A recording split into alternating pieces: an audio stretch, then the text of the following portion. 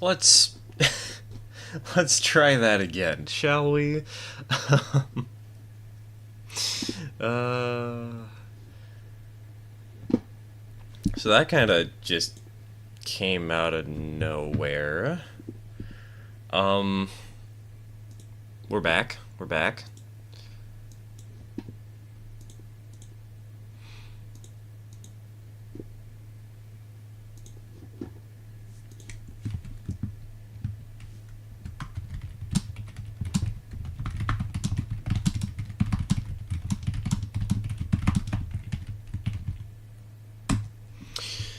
So, in case anybody didn't read chat, because I posted a few messages in chat after the stream crashed about what happened. Yeah, I blue screened. My computer just decided to die for no reason, and the bad news is this is the second time it's done this in 24 hours. I really don't know what happened there. And it was a really weird blue screen because only one monitor blue screened.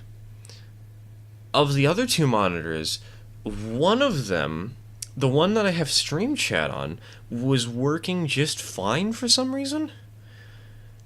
And the other one with OBS also seemed to be working fine. But the blue screen of death, for some reason, was it was like an overlay. It was blue screening, but the monitor was still displaying Railroads Online in the background for some reason.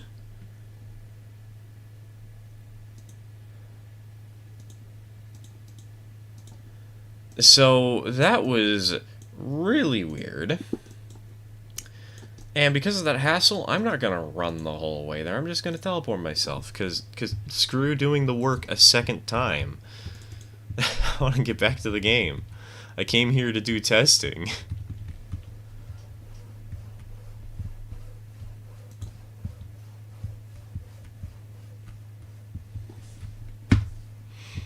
Alright, so we want 24 meters. Flip this around 180. Go ahead and link it down 0.5%. Get to 6.2 meters, as close as we realistically can.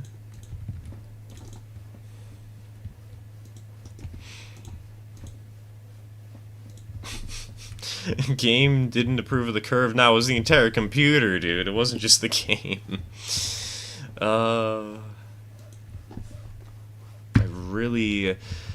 I really wish I knew what happened, but the fact is this is the second time that it's happened in the last 24 hours, and again, that's really concerning. It's really problematic. Alright, so in this region,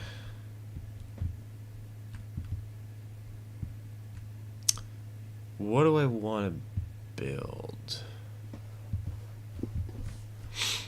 New stir map? Yes, I made it in literally 2 hours before the stream started. I woke up, got on my computer, had breakfast, watched YouTube, and then built this map. And, it's a little bit of a nightmare. Just a tiny smidge.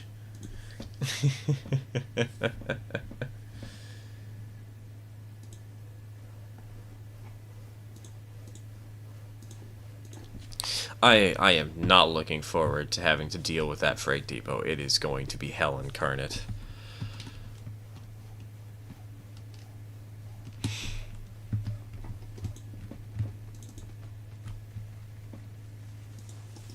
I put down the you're right. Hold on. Teleoffice.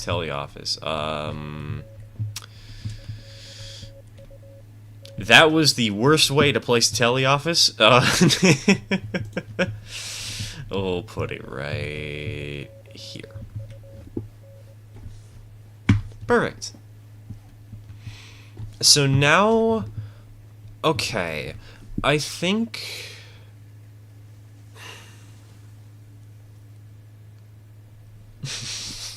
Thanks a map 2 hours ago, already getting asked if you can share the map. Well, I gotta playtest the map. To repel the druid attack on my internet. Oh, don't worry. It was a druid attack straight on my PC. It was even worse. My PC just decided to kill itself for no reason. We love Windows 10 in this household so much. I mean, at least it's not Windows 11, but... Place... Also, I hate the new placement for the information about what you're looking at, because half the time it doesn't work, and the other half the time it tells you, and it just like keeps the switch stand information on for no reason, and it's kind of annoying, honestly, but not really much I can do, I guess.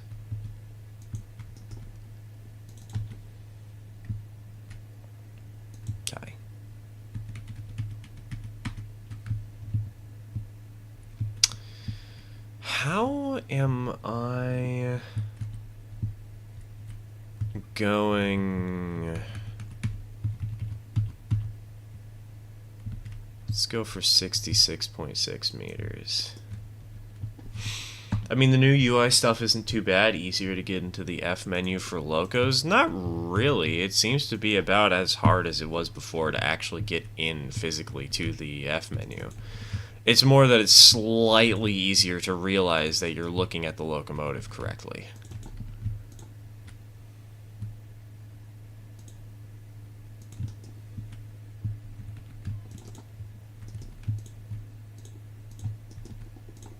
Alright, you know, I think we're going to have to do some stonework over here for this last little bit of track.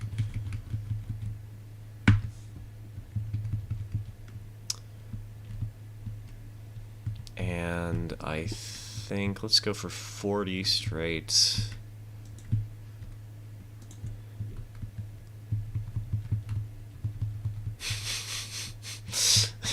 I'm gonna see how far out I can go on this tiny little blip of ground. Actually, hold on. I think I need to use the telegraph office. I fell down a little too far.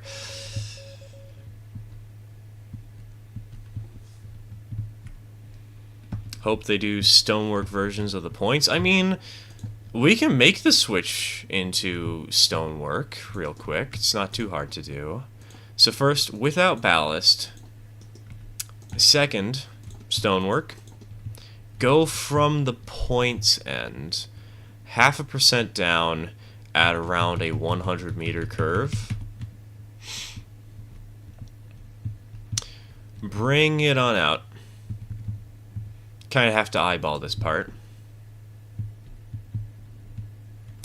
Then over here, let's make it come out at make it come out straight at 0.5% down. Actually, I think you want 1% down, because if it's just 0.5%, it's slightly higher for some reason. Yeah, 1% maybe just barely clears the rails, and you bring it out to about 19 meters, and presto. You got yourself a switch with some stonework.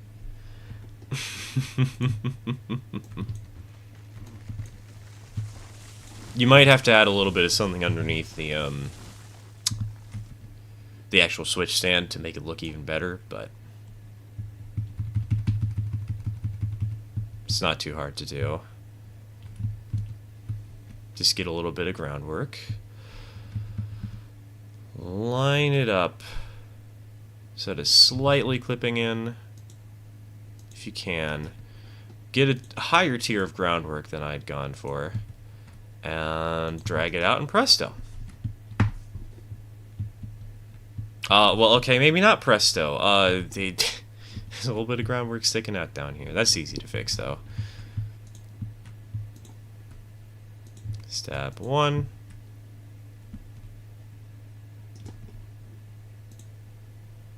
Ground. Step 2. Can I? Am I not allowed to link this? Why does it not want to link up? Hello. It's facing the wrong way.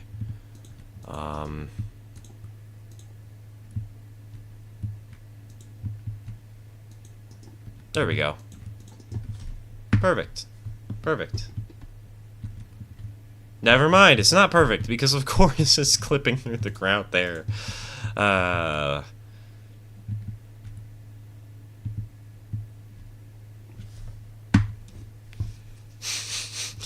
just got the notification for the first stream. Thanks, YouTube. We love YouTube. It's so good.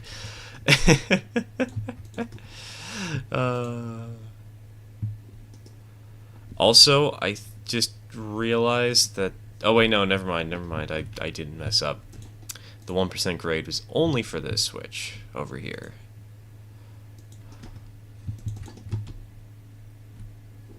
Alright, see? Perfect.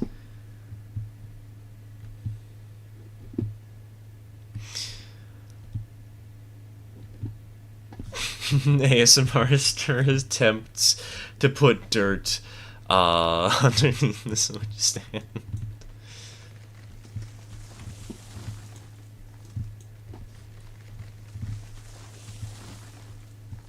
What are the features of this new hardcore map? This. It's glorious. It's horrible. There's 2 logging camps, one for lumber, one for cordwood. There is a coal mine. You can see it very vaguely over on the mountain there. That one's gonna be fun to get to.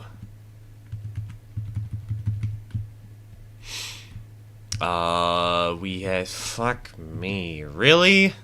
Again? That was the one thing I specifically didn't want to have happen. Nope. Teleport. The freight depot is by far the worst industry of all of these. It is in a horrible location. That is legitimately stupid hard to do. Any idea why blue screen? No. It's the second time I've blue screened in 24 hours, and I'm not sure why either one happened, and I'm getting rather concerned.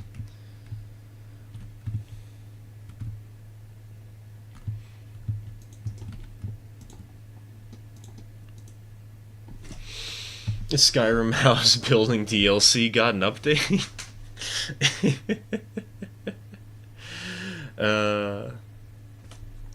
Where's the LocoWorks buying menu? Is it outside of the map? Yes, it is in the northwest corner of the map, barely outside, in a...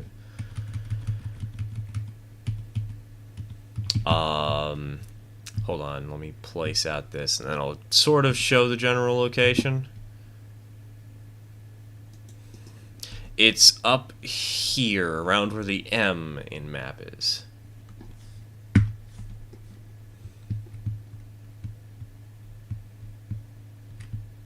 Alright, that's not so bad. That's a nice big run-around spur.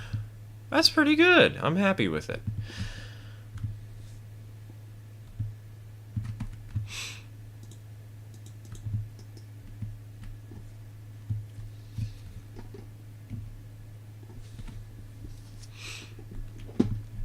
And I think we're gonna actually have to make this the passing siding.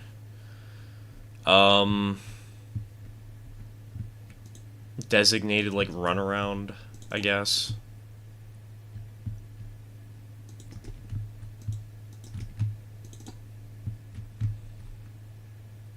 Because I don't think we're going to actually have physically enough room to keep it on the main line. Because this map is so tight already, and we're just on the first industry. We're just trying to get logs. Alright, let's go ahead and add 4 meters to this. Switch right. Yeah, that lines up correctly. Okay. Delete that. At least it looks correct to me. Oh, come on, never mind. It is slightly off in the worst way possible. Let's try 3.6 meters? See if that works. 0.6.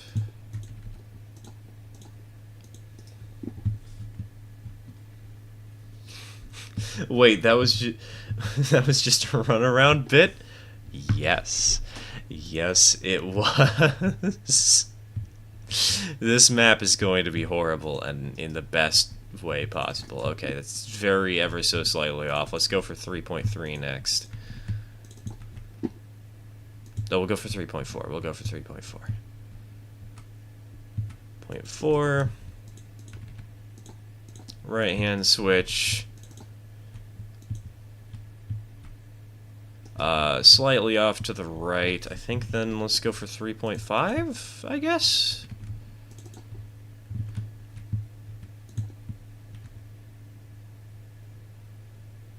Point 0.5.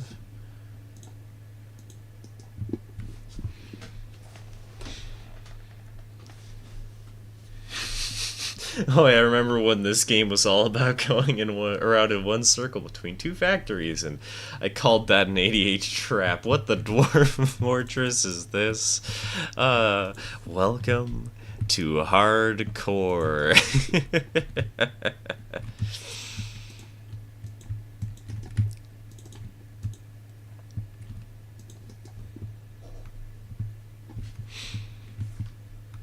I was AFK and all of a sudden the stream turned off. Yeah, I blue screened for some reason. Not sure exactly why it happened, but yeah, the stream just sort of automatically closed because my computer died.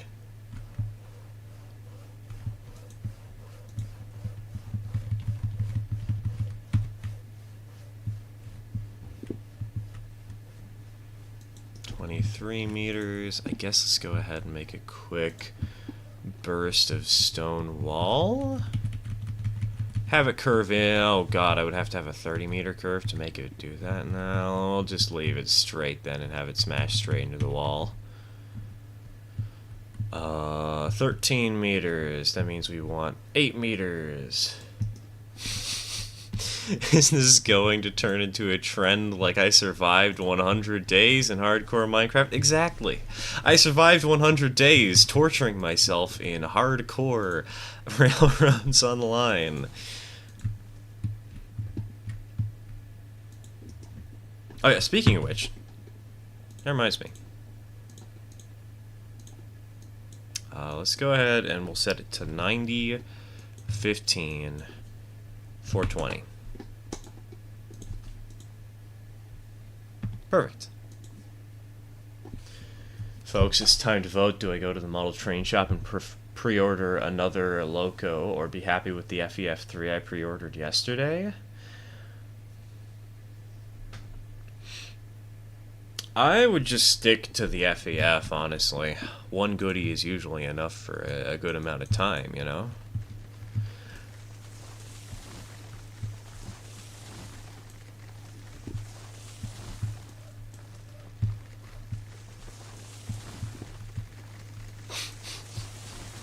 Hardcore Railroads Online 100 Days of Survival. I didn't derail my train for 100 days!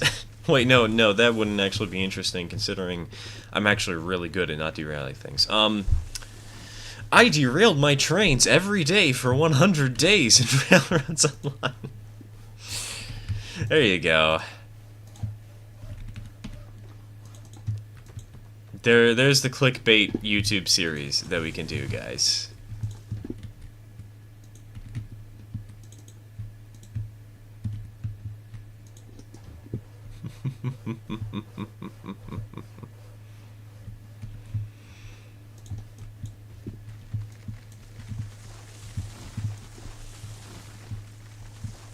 Does the music get you copyrighted? So far, I've only had one artist that's copyrighted my music.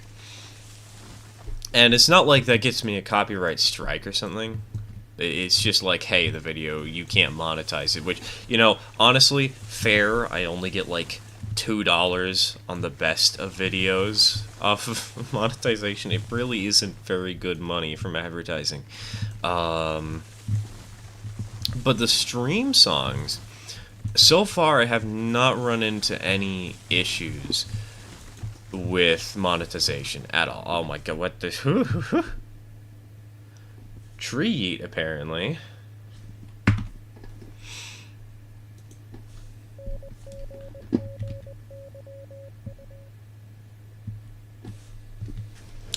Can I turn off the daylight and night cycle in Railroads Online? Yes, you can. I just turn it on because I do like having it. You can adjust how long it is, etc., etc.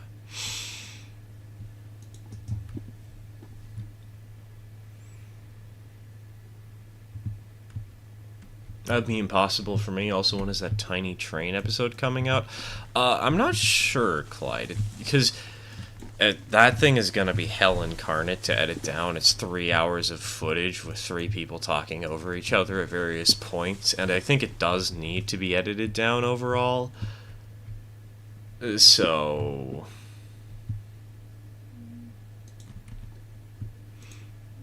oh my god. Well, here's that annoying problem I hate where the Switch stand logo just appears permanently for no reason.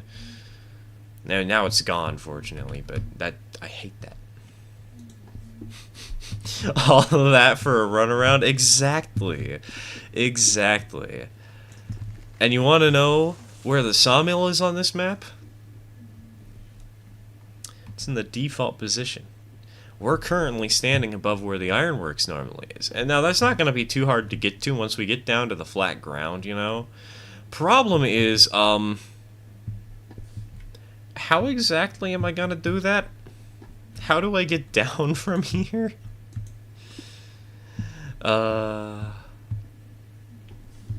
This is going to be so much fun. Is 114 gigabytes more than 4.54 terabytes? No, a terabyte is 1,000 gigabytes. If you check the Discord, you can find the first 2 cars I built. I don't really check... I try and avoid checking Discord on stream, because every time I tab out, it just causes issues. So... what about the in-game music? I personally am just not a fan of the in-game music, so I don't play it. I'm pretty certain I'd be safe to, but I just almost always play with it turned off, so. Oh, wait, I can hug that wall there. Okay. I see what I need to do.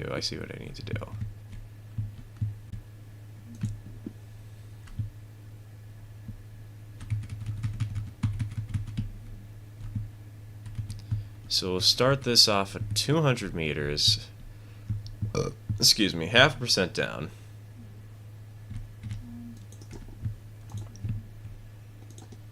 Also, Durian is snoring, and it is the most adorable thing ever. I love it.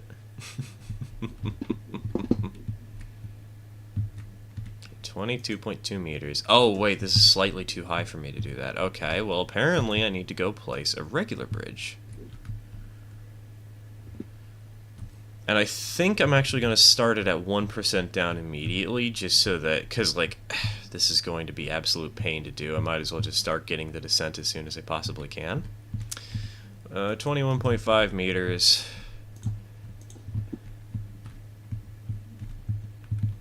Oh, no.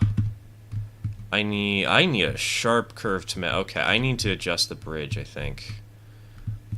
Leaving it to 200 meters was a slight mistake. Let's go ahead and bring it to... let's do 150. How about 150? Same distance, though. We'll go for 21.5.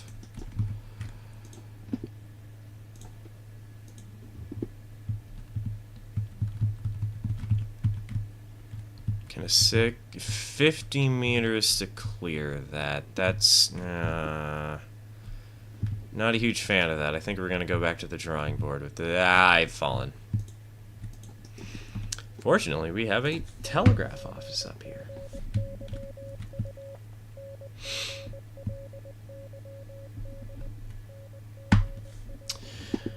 New map? Yes. Yes, we are playing on a... we're play testing a map of mine. It's very interesting. And the industries are spread out in a very, very weird and hard to get to way. And I think it's going to be a lot of fun to see how people try and tackle it in the future. But right now, I'm just doing a playtest playthrough, trying to make sure that I get everything correct and make everything feel right. Because you don't want to rush out and release a map immediately, and then it's like, oh yeah, by the way, all this sucks.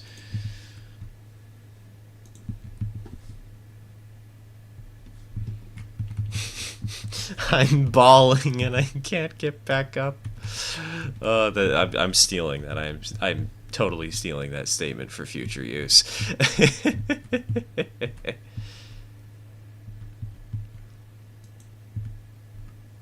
Also, I didn't comment on it earlier. I did see that there was a little bit of mentions of the ON30 project layout. It is coming along still. I just need to yell at my father more to buy the camera. Once we get the camera for the project, I think we're gonna be full steam ahead, basically. Also, I can do a little steeper than 1%. I could probably afford 2%, maybe even 3%, because this is just at a logging camp. But for the pilot episode in particular... Actually, hold on. I can stick to 1%. Never mind. I just realized, because we're going... Actually, no, we'll go up to 2%. We'll do it.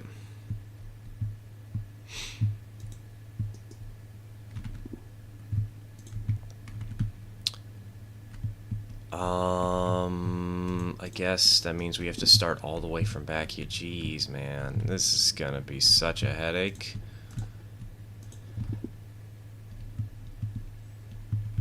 Oh, wait, no, I don't want to start from all the way back here, do I? Oh, my gosh. The cat. Yeah, Durian. She's such a cute little sweetie. Aside from the parts where she actively meows at night and makes an entire ruckus just to get somebody to pet her for 2 seconds. Welcome to the stream.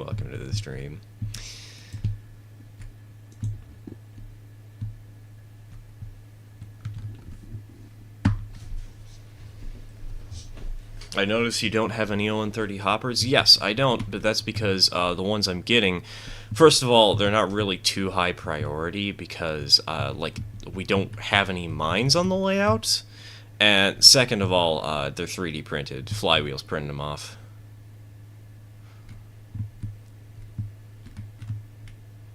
Okay, so I think we want 40 meters, 2%. Now I'll jump up to 3.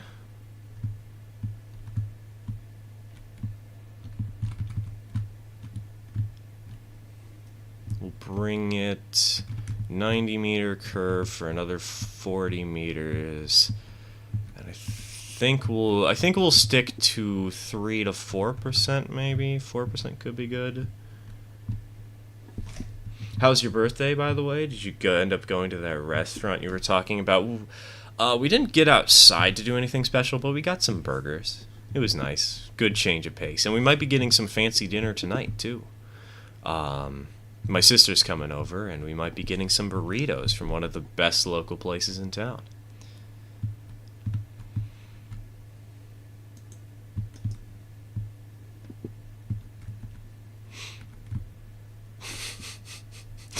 More pizza for breakfast? Oh, don't worry, man. Don't worry, Forge. That's for Sunday's stream. I actually got bananas and Rice Krispies. Got myself some good old-fashioned bark for breakfast today.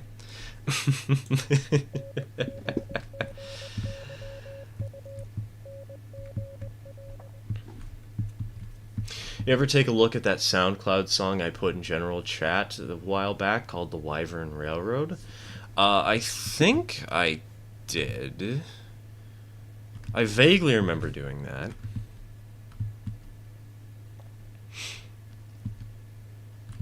But then again, it might have been so long that I'm just sort of fabricating memories in my mind to answer positively to a chat message. I don't know.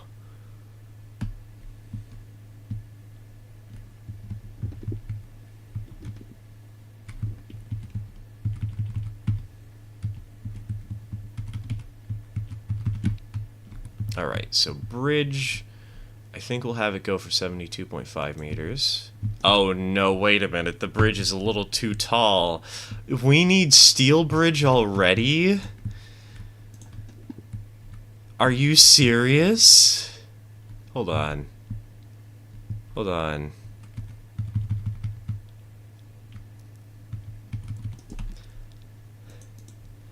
We're barely outside of this one logging camp and we already need to use a steel bridge.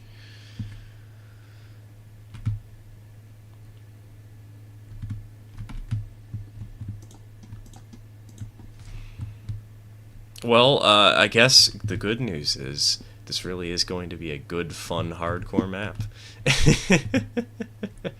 Alright, 72.5 meters.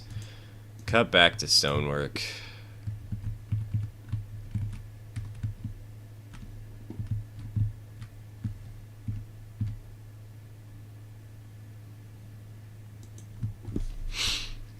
Happy womb eviction day. Oh, don't worry, that was a few days ago. That was on the 14th, not the 18th. It seems that my birthday celebration has been spread across a couple of days, though, because we're still working out the details for me getting that cell phone so I can record the ASMR series of making a model railroad. Well, you know, ASMR, quote unquote. And there's also like the lights, the decals, the paints. We're slowly chipping our way through all that.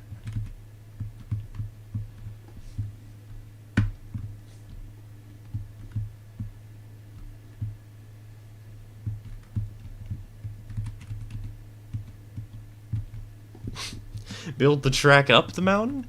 I mean, I could, but there's not really much up the mountain. But don't worry, there is something on top of a mountain that is going to be a nightmare to build to later on. It's going to be glorious.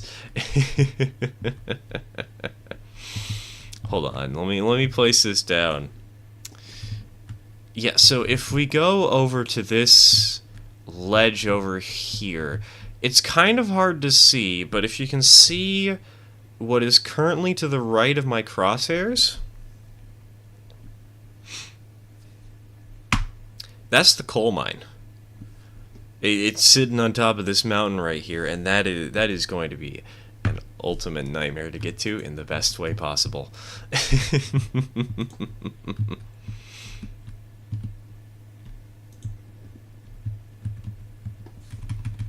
Imagine building a Splatoon railroad. Oh, don't worry, Forge. Don't worry. I've already come up with ideas on how to do that. I might have a Japanese electric multiple unit that looks somewhat similar to the Octo expansion train and have been considering painting it up like it.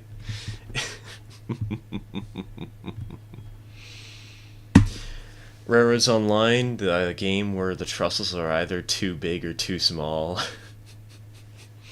Trust me, I've tried this before, almost exactly the same way you're going with that route. I didn't even go a quarter mile with it. Hey, well, I'm here to experiment, man. Maybe if it didn't work for you, maybe I'll find some clever little way to get around and get it working for my standards.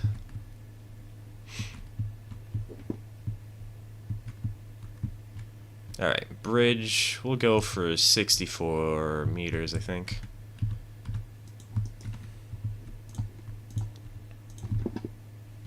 Little segment of this, probably around, let's say, 20 meters. Turn it to the right. Okay, yeah, I can see why you might have had a little bit of trouble.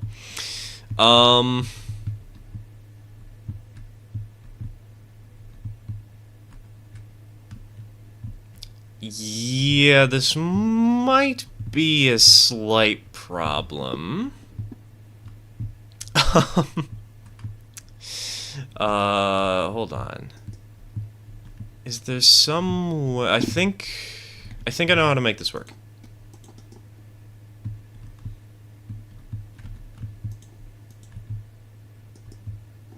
How about a Subnautica railroad? I mean, you could probably do one of those. Take a lot of work. You know, how do you get a train underwater? But I'm sure you could come up with something. what even is the purpose of this game? You basically build your own railroad how you want to, and then you try and slowly progress through an industry chain. You start with the logging camp to get logs. Then you go to the sawmill to get beams and lumber. You go to the iron mine to get iron. And you slowly but surely progress until you get oil barrels. And run those to the freight depot.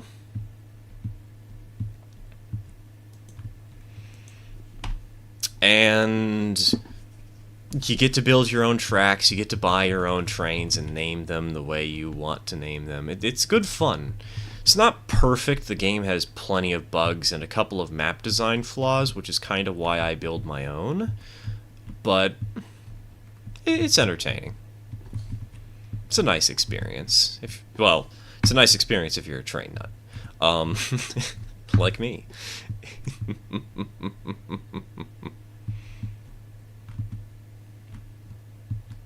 Let's go ahead and do 24 meters at a 75 meter radius.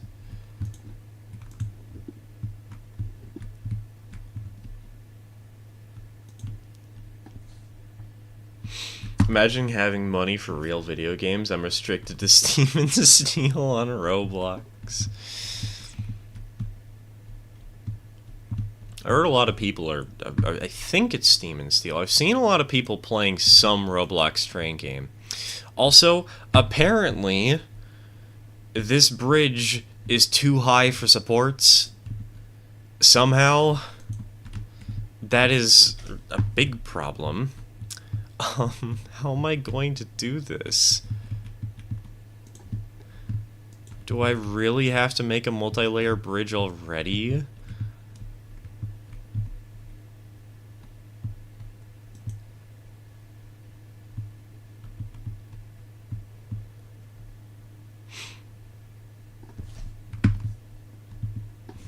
Your cat is sleeping on the job. I think that is her job, though. Look cute for the camera. Get people to join and be happy.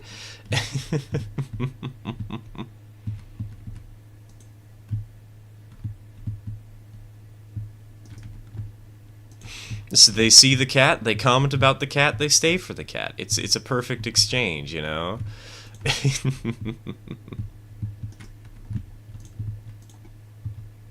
Alright.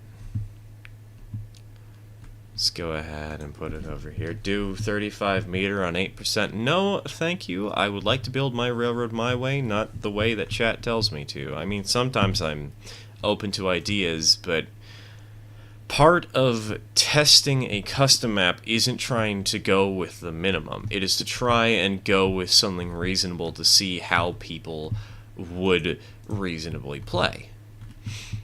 So I'm not going to do the stupid stuff like an 8% grade with 30 meter radius, or even something as much as a 5% grade. I think 4% is honestly more than most players will ever be willing to do.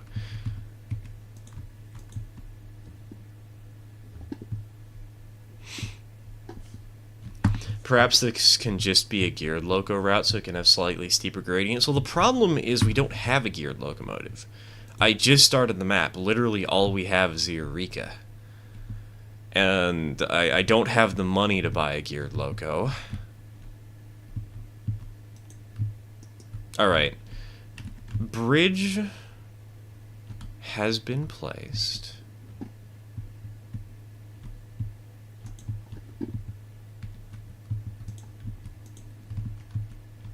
Delete the underframe bridges.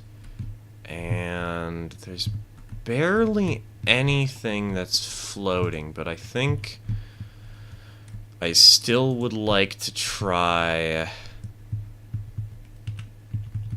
and cover it up. Like that.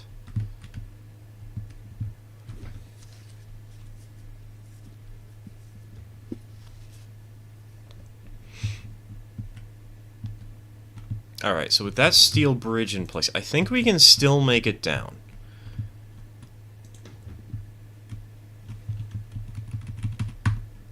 One 70 meter radius curve. I might have to make it slightly tighter for 60 meters.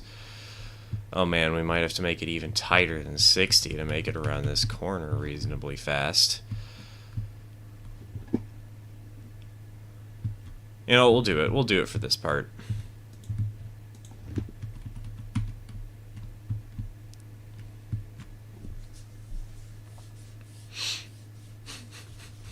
Guess who's going to Pennsylvania? That's right, Lightning McQueen. Wow, the character from the movie that I've never watched. That's so cool. I find it hilarious just how many people get super shocked every time I say I've never watched Cars. Sort of just a running gag at this point, even though it is true.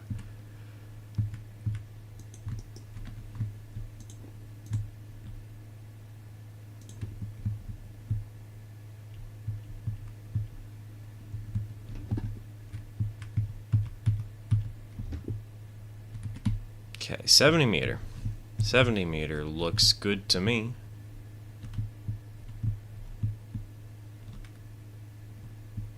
Go for 37.5 units long. But have you seen planes? Heavens no. Why would I watch planes? Like I'm a train nut at heart, and more importantly, my mother was in a plane crash.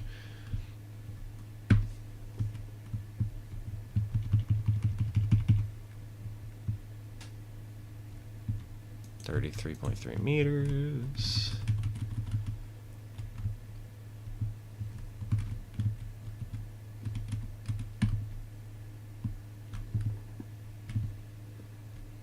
I think I'm gonna need another bridge real quick over here. That's okay though. 260 meter radius.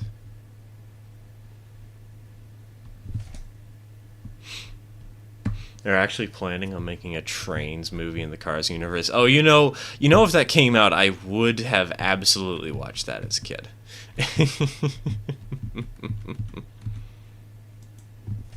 What's the cat's name? Durian.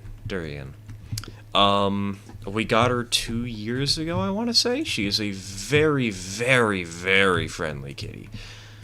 And loves attention. Kind of to a detrimental extent, but she's cute. She's good. And right now she's not being the annoying little twerp that she can be.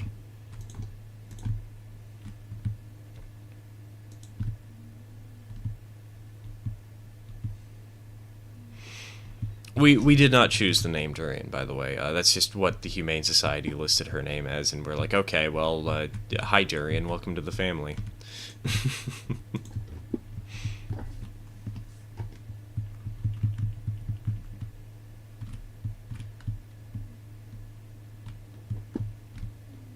Alright, we'll bring it out to 47.5.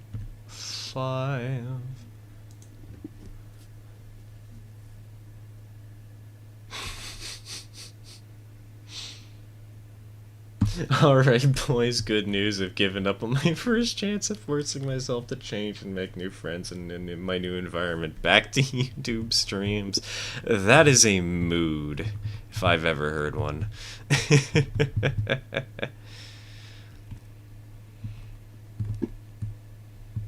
Alright, I think we want a small bridge for this little gap. We may bring it out 37.5 again.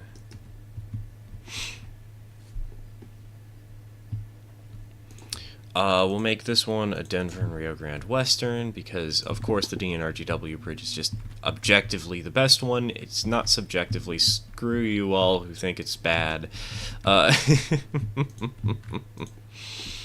What did I miss? I've heard about the update and it looks really good. You haven't missed too much. We've just been slowly building up this map and play testing it.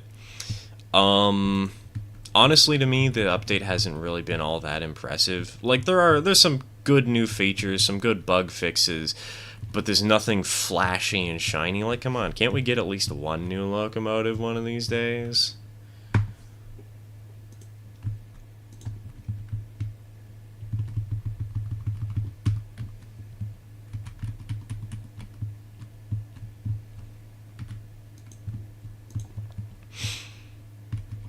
Right now, we're just building the line from the logging camp. on this map.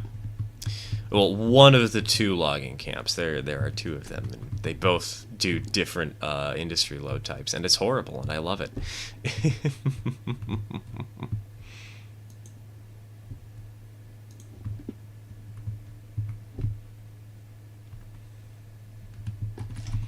Someone has suggested that when you build a bridge type, it sticks to that until you change it in the build menu.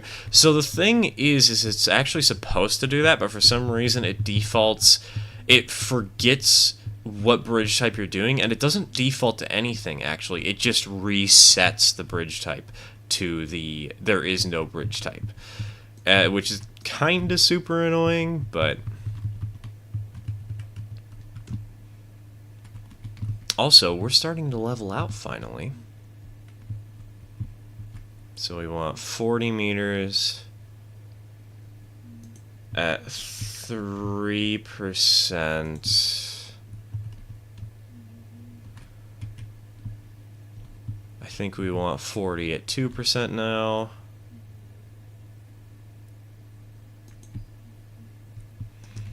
We'll stick to 2% for just a minute. We'll go ahead and also make sure that we have a different bridge type, just so there's a little bit of nice variety.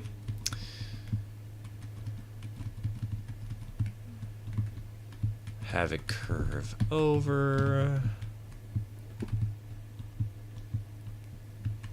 Make that go for, let's say, 37.5 meters again.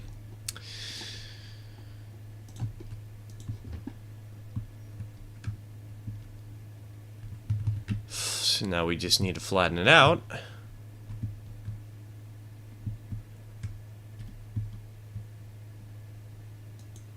And now, all we need to do is connect from this point all the way over to the sawmill.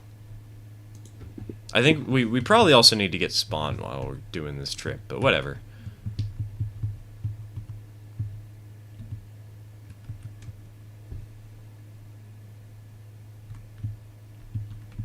$135 meters at 0.5% down.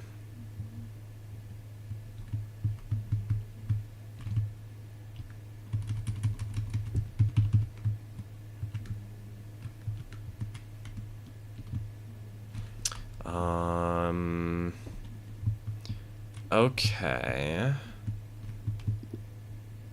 Go for 120 meters, 0%.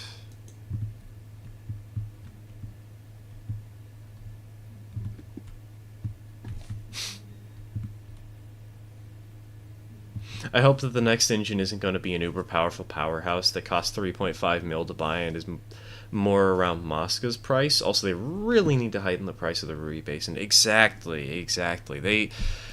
The locomotive tiers, they really need to rebalance that stuff. And I feel like every time that they've added a new loco, except for maybe the Mosca, they've just missed on making it actually fit in with what we already have.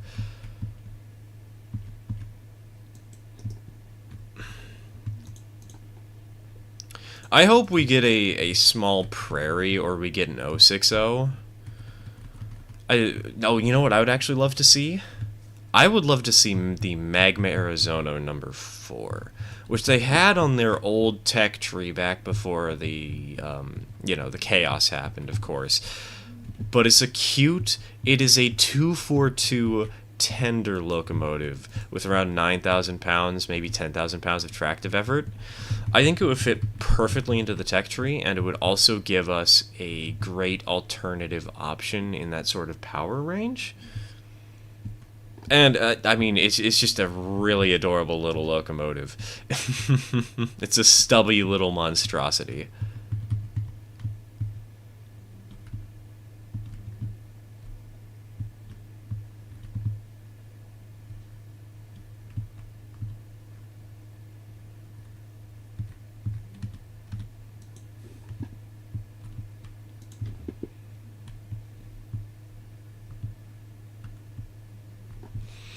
Also, am I correct in thinking the Eureka has no liver... I can never pronounce that word correctly. Liveries. Apart from the default? Yes. There's, unfortunately, only one, which makes the Glenbrook... like, as if the Glenbrook wasn't so much better than the Eureka already. They really need to update the Eureka someday. I mean, admittedly, there's many things they need to update about this game, but I want that engine to be good. I want to be able to run a 440 at 79 miles an hour through the roaring prairies, please.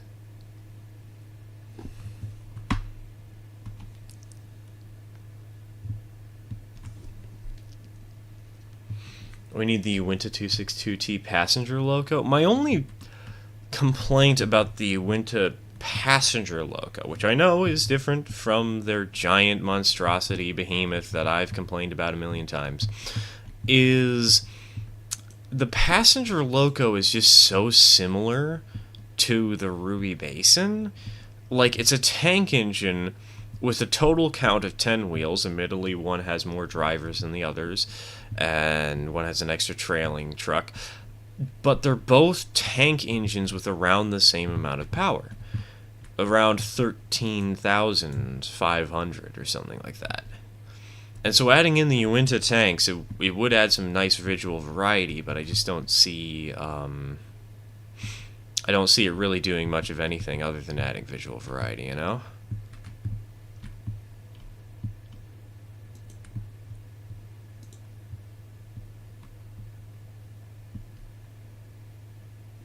Alright, so... this is gonna be kind of tough, because I don't know what we should do here. We could go to Spawn, and make Spawn part of the main line. Or we could go through the more direct route to the sawmill? Perhaps?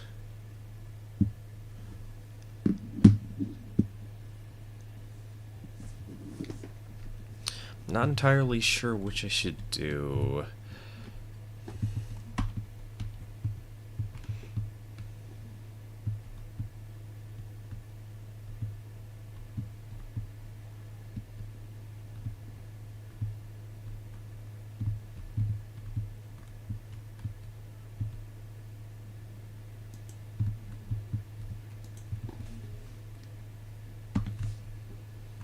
Is it a problem if you're my comfort streamer? I don't think so.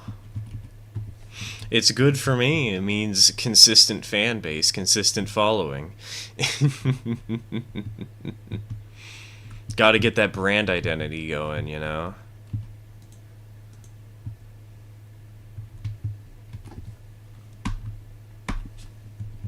Gotta get the cult. The cult of Stir. No more shall it be a church. We're just gonna indoctrinate people and...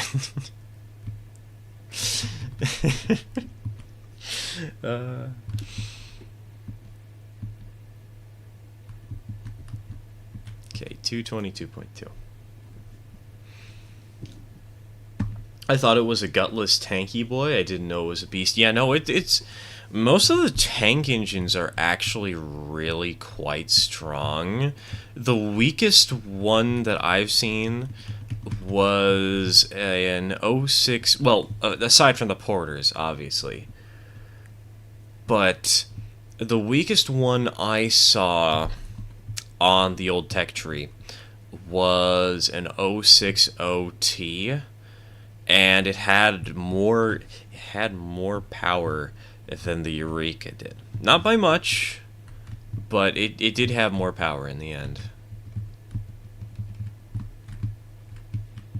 Okay, 222.2.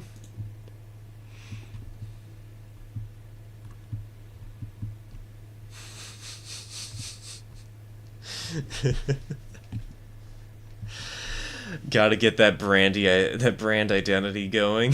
Manipulative therapist, industrialist with an alright ASMR voice. Call me when the 10th Crusade starts. Don't worry, we're gonna start that soon. All we need is your mother's credit card info and we'll start the crusade. Oh wait, hold on.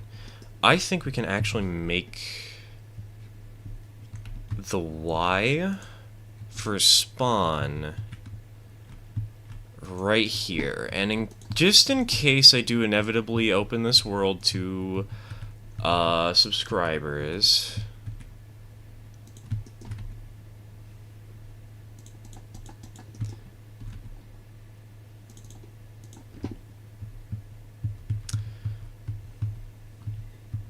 Let's go ahead and build a Y.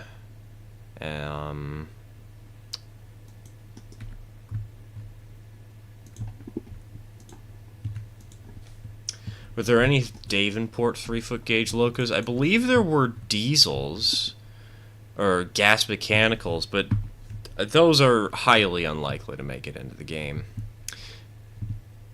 After all, this is a game all about steam, baby, so I don't think they would show up. I could be proven wrong, but let's go ahead and do 155.5. I really like making sort of alliteration in a way. I just realized that you're live. Yeah, we had a little bit of an issue earlier with the stream. AKA my computer just decided to blue screen out of nowhere. For some reason. So that's fun. Where... Oh, okay. So I didn't make this very big. I thought I made this Y much larger. Yeah, I think we need to make that bigger.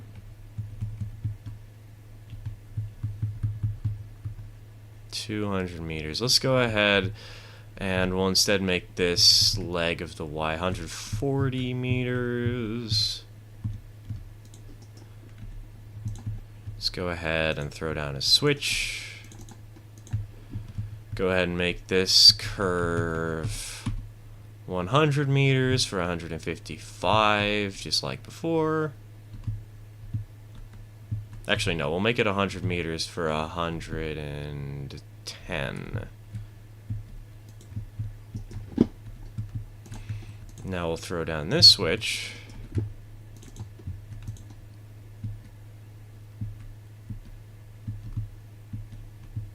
And now all we need to do is link them up, and presto.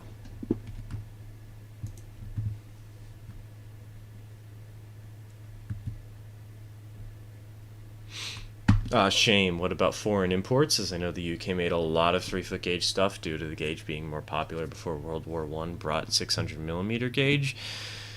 I'm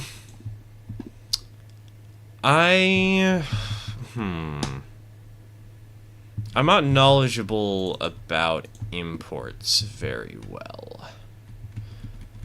I would assume there were some, but I don't think they were all that common. Like, there were the Forneys, but the Forneys were built locally, if I recall correctly, and those were 2-foot gauge.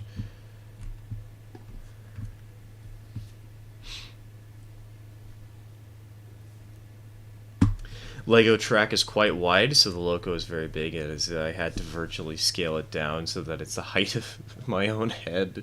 Jeez.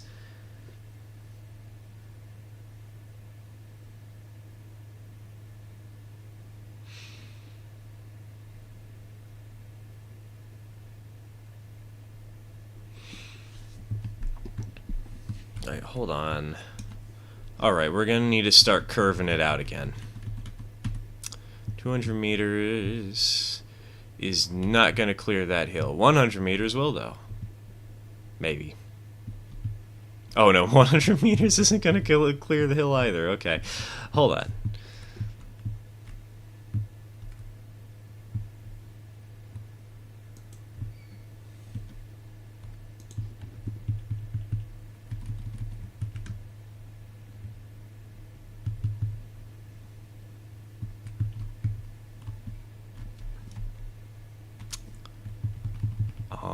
This hill is kind of being a problem for me, apparently.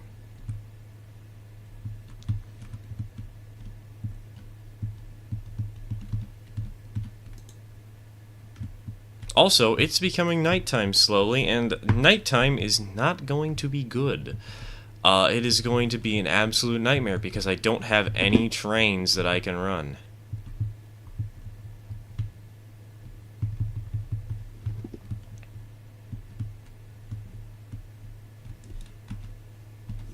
Also, how are we...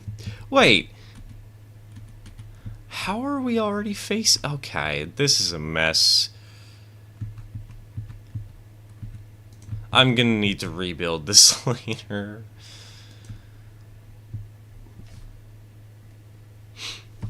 I've just had a horrifying thought come to mind. Any history nerds in here know the story of how the Incan couriers were faster on foot than Roman couriers and horses? Can we beat the plains in speed? Almost just burped. Hold on. I feel... Okay, never mind. Apparently my body decided it wanted to burp and then decided that no, it didn't want to anymore. Thanks. Life. Where does the starting engine spawn? It spawns in the normal location.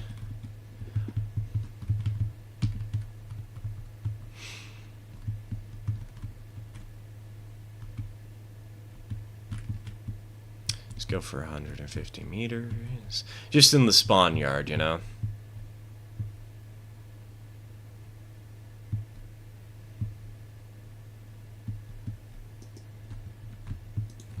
It's a Eureka. Number 1, it is called Hardline. And it comes with a single flat car. And that's all you get to start the map. It is so horrible in the best way possible. I figure the Eureka is probably the best option, both for variety, but also because I think the Montezuma is a little too weak for what a lot of people are going to try and do. And the Shay is just abysmally slow for how large the map is. But I also don't want to give players something like the Glenbrook, because the Glenbrook is just overpowered, you know, but... Alright, so I'm not gonna try to make this railroad too overly fancy. I just want to get the job done so that we can start running trains, because nighttime is not going to be fun.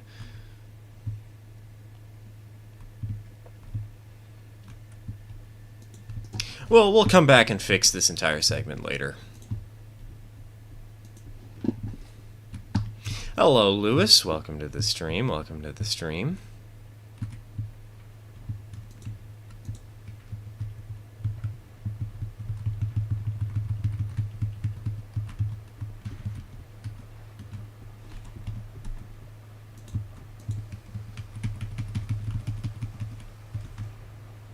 Okay.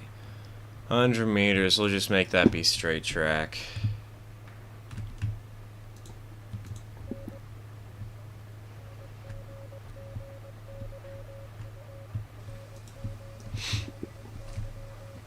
What do we do when we get dark? Or when it gets dark? We pray that we can find our way around with this little lantern. And that's gonna be good enough. It's gonna be a bit of a headache.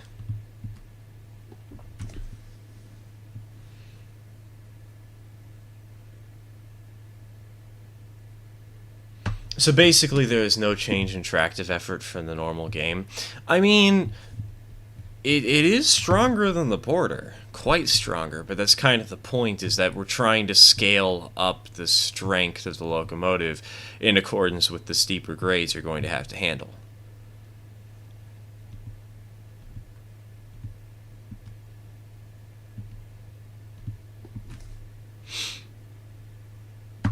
What are you making? We are playing on a hardcore custom map right now.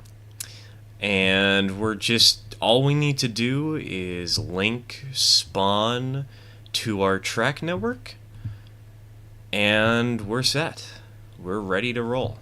Well, kind of. I think we should probably buy some more equipment before we actually get going, just so that we can actually run trains, you know? Rather than being stuck not running trains. I have no clue where this curve is out here, and that kind of terrifies me. Oh, there it is. There it is. Okay. Let's follow this.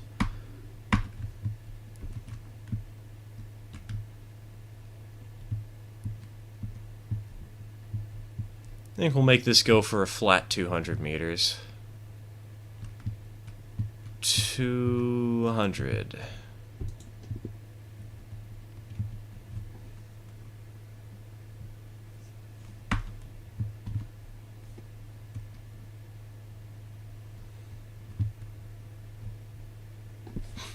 But then there is the comedy factor of having a tiny boy for these massive hills. Oh man, can you imagine? You get yourself a Montezuma hauling 15 cars up a 7%.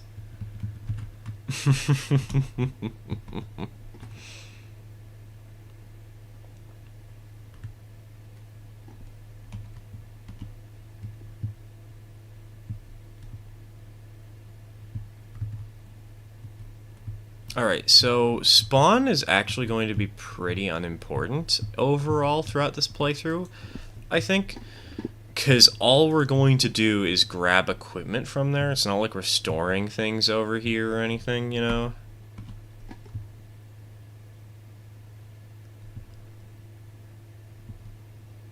Hold on, where is spawn?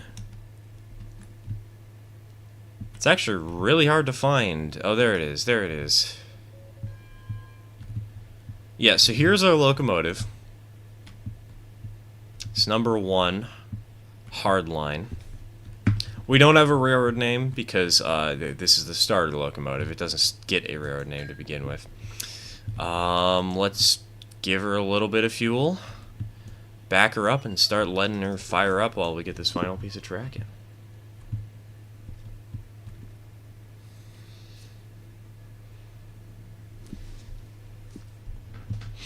Gotta go now. Well, thanks for joining in, man. Thanks for joining in. Have a nice day.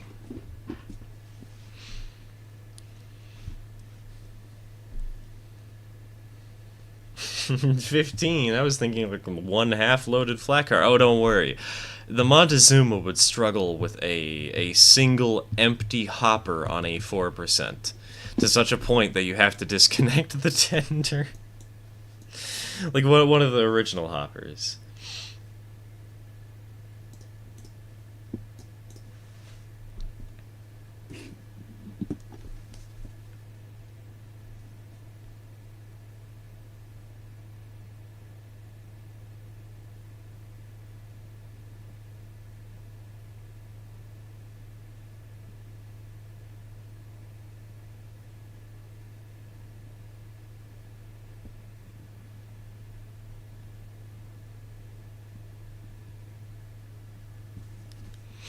That's why we got the Greg cars. I mean, you know, true. Maybe I should challenge myself to use the Greg cars for this playthrough. Could be a fun little challenge. Well, okay, fun. Aside from the cordwood would be a nightmare, and the oil probably would be too. But like, I would be down to maybe use steak flats or something. Regular flats. Definitely, of course, the box cars and the hoppers are great pickups.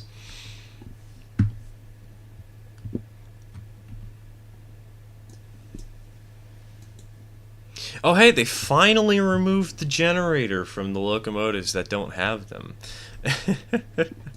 Took them long enough.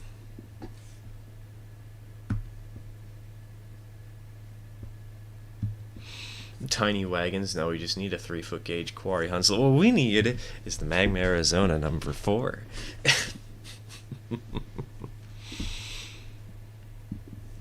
There are actually... Wait, no, that's not relevant to the conversation. Never mind.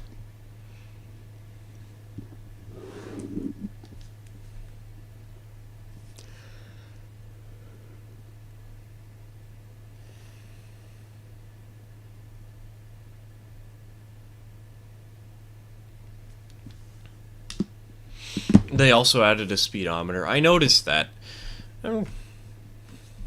Personally, I'm not too. It wasn't like something I was really looking for, but I guess it's kind of nice to have, you know. Okay, once it reaches 99, we'll give it a tiny shove backwards.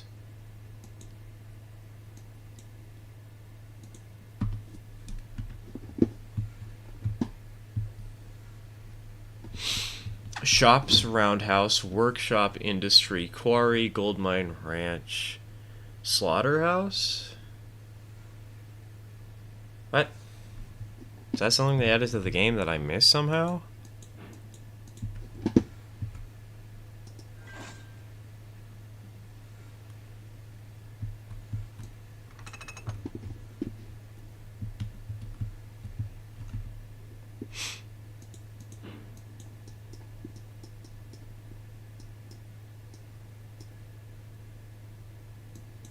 Alright, spot the tender underneath the water tower. Bring her on down.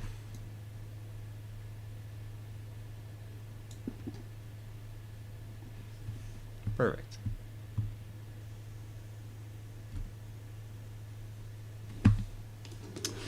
We don't have a name yet because this is the starter rail. I think you mean, what is this place, old timer? Don't you know where you are, Sonny? Zooms in. The train with no name. It's the new horror story that we're gonna be writing for the channel.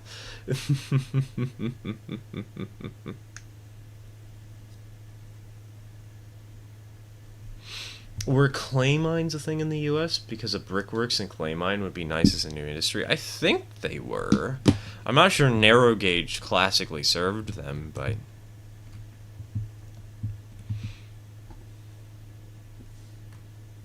some of the industries we have in Steam and Steel. See, I would play Steam and Steel, only problem is I don't really like the heads of Roblox very much. That's really the big reason I don't play those sorts of games. Also, while I'm at it, while I'm out here, let's go ahead.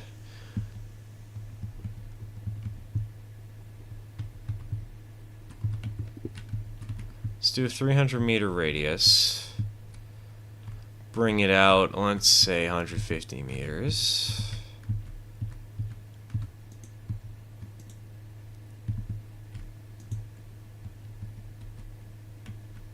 Now, can we find... Yes, we can find the railroad. Now, can we find the link point?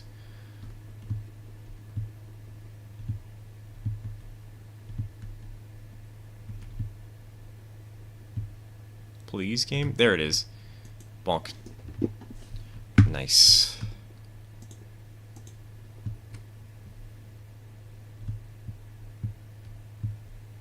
Let's just double check over here, make sure we're not missing anything. I don't think we are. It looks like we're good.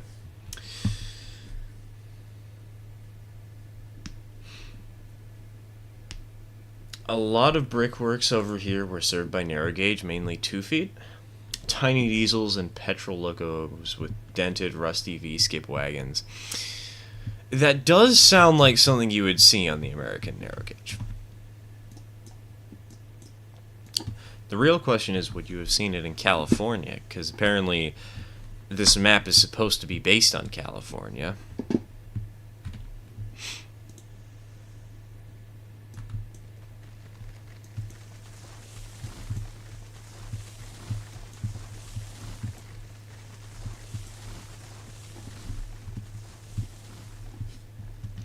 It is an amazing alternative for people who don't get much cash, alongside having better Steam Sim than most train-based games. Well, I don't want better Steam Sim. I kind of hate better Steam Sim, not gonna lie.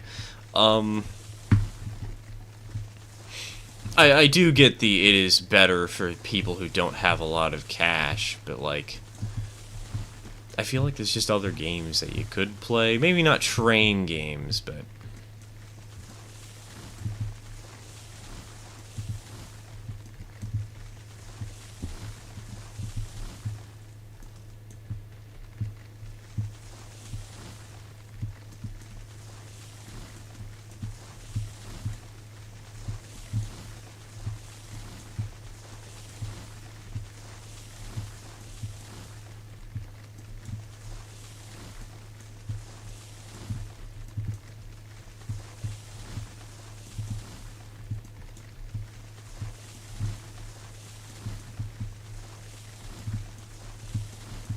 Gotta love ASMR cutting down 700 trees in the dark. This is what you guys all joined this stream for, right?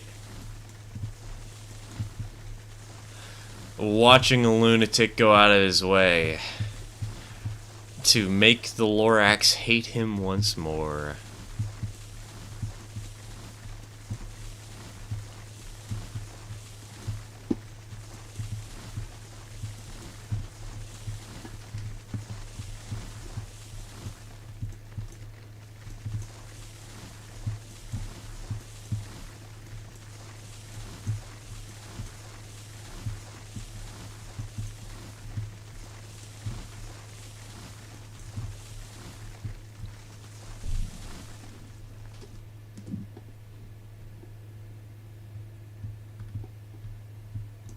Oh, great, it's gonna do this stupid switch thing again. Specifically happens when you're cutting down trees.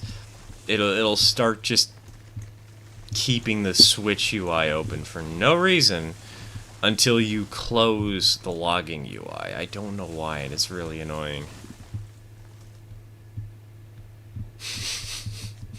Stir is invoking the wrath of the Lorax in a hardcore world. Can you... Oh, you know, if I ever do 100 days hardcore in Minecraft, we have to add a violent Lorax mod where there's just a Lorax with a sniper rifle that's constantly hunting me down. It's like Manhunt, except it's an AI Lorax.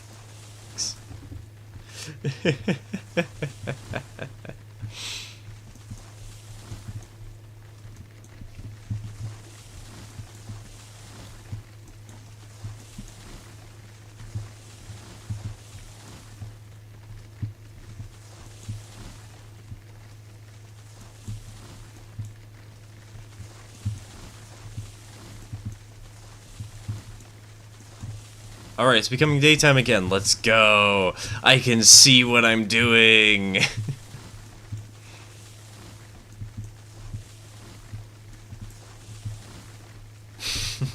Gromit, did that tree just beam me into me? Oh god, can you imagine? I mean, they did have a gun in the first Wallace and Gromit, or not the first, but they had one in the Trousers one. ASMR Wallace and Gromit die in a fucking war zone.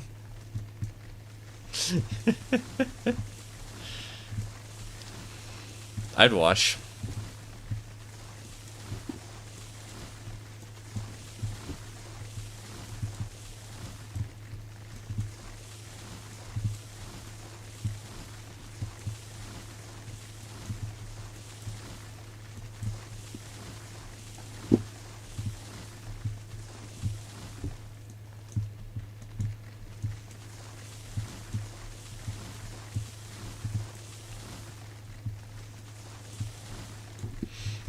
No, somebody's message got censored again because YouTube is stupid and hates anybody swearing, including me. Like, come on now, it's just some casual light swearing. It's not like we're out here dropping the F-bomb every 5 seconds. Which apparently I did in Stardew Valley.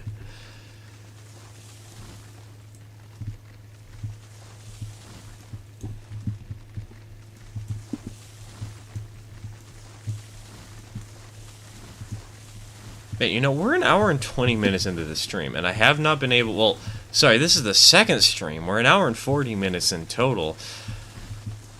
And I still haven't been able to run a train yet.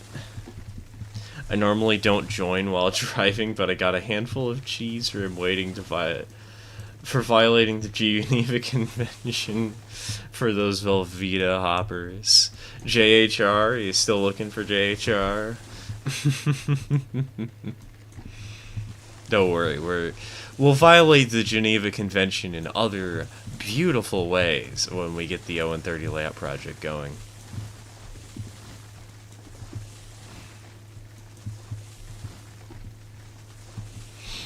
I love Wallace and Gromit. Welcome to the club, man. Welcome to the club.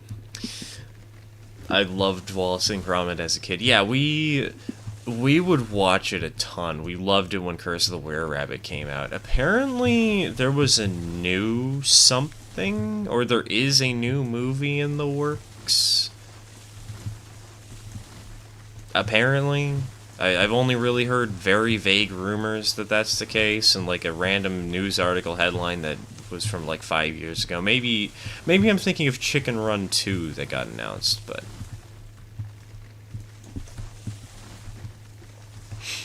Wallace and Gromit is good stuff. Good stuff. Hello, Trip. Welcome to the stream. Welcome to the stream.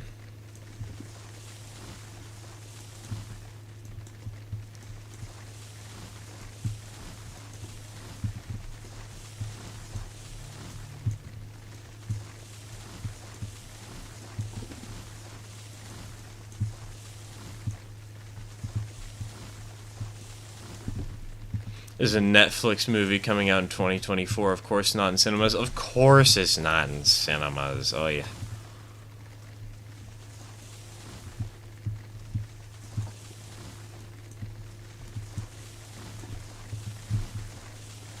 But I guess at least I did know a thing or two. I knew it existed.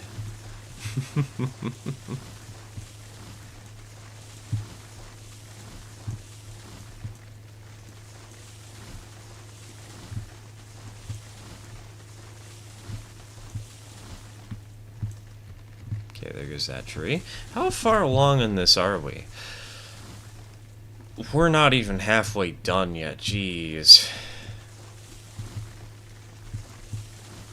And to think we've done all this work just to connect the log camp and the sawmill.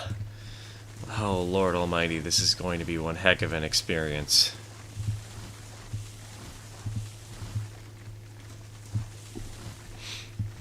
A grand day out, the wrong trousers, a close shave, the curse of the were-rabbit. It's a matter of loaf and death. I have not seen Loaf and Death yet.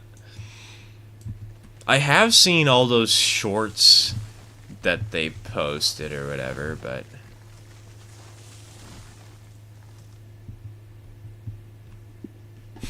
y'all had it lucky. I had to watch the German dub of everything Wallace and Gromit related, as I didn't have access to the capability of English at the time, and I'll tell you, the German dubs are trash. Oh no. Gosh.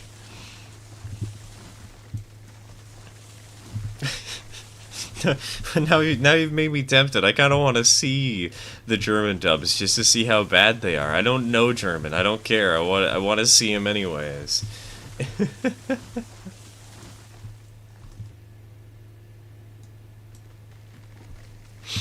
Oh, speaking of streaming, Disney Plus is going to enforce password sharing and increasing membership prices because of people sharing their passwords.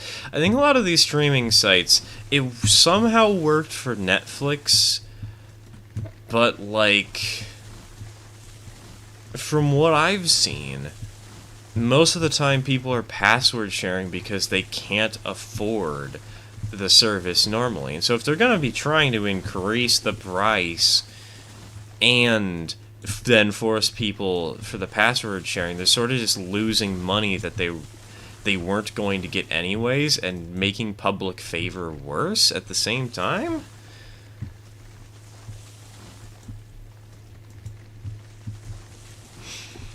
Only reason I'm on Disney Plus is for Star Wars. Honestly, considering how good Andor seems to be, I cannot blame you. Apparently that's like the only good show recently, from what I've heard. But it looks extremely good, and I do remember watching and really liking Rogue One back when it first came out.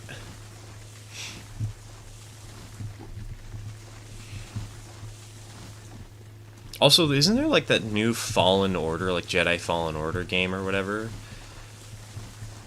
I don't remember the name of it, but I think I actually got it with a bundle when I bought my new computer.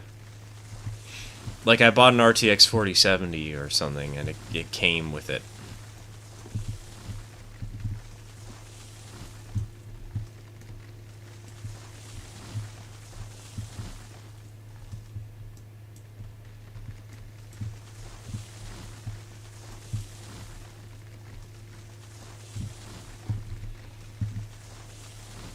I got a serious problem that only serious people can help with. Alright, goofy people, you know what that means. Modern day hoods and gang violence. Life set in the 1900s, and drivables are between two trains. No horses, flintlocks, and swords.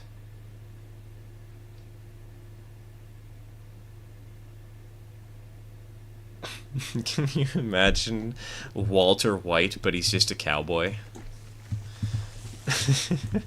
I don't think that's exactly what you're thinking of. I'm not fully sure what you mean there, but that's the first thing that comes to my mind.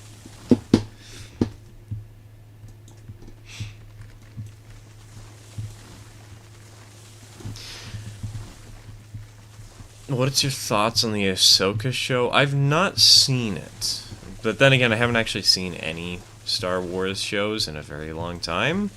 Because The Last Jedi kind of betrayed my trust so much that I just didn't feel like going and seeing anymore. Well, not really betray my trust, but it didn't interest me. And so I never actually saw the third movie in that trilogy, and I've sort of just not been interested in most things ever since.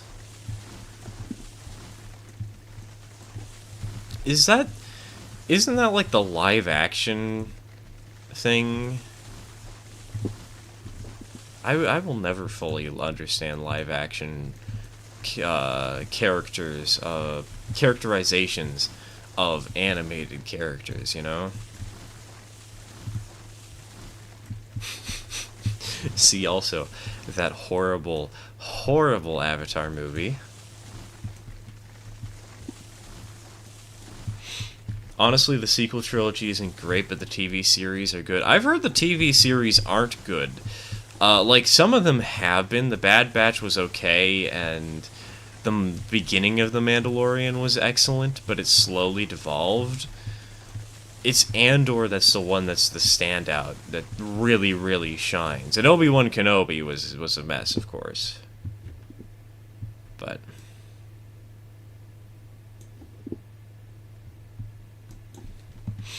haven't watched any Star Wars beyond the first couple movies, and I don't really care for them. Honestly, neither do I. I just sort of know about it because, you know, my name is Stir because of Stir Wars and all that meme stuff that I mentioned on a few streams ago. Because some elements of it are fascinating and really fun to get into, but other ones are like, yeah, this isn't worth my time at all.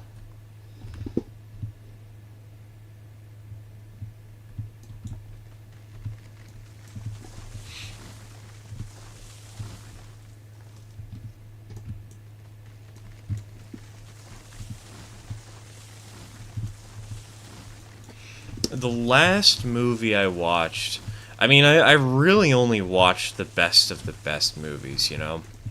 I watched Spider-Verse, the original Spider-Verse. I haven't watched the new one yet. I really should. Puss in Boots 2, The Last Wish, and Everything Everywhere All at Once. Those are the three movies I've watched in the last year or so.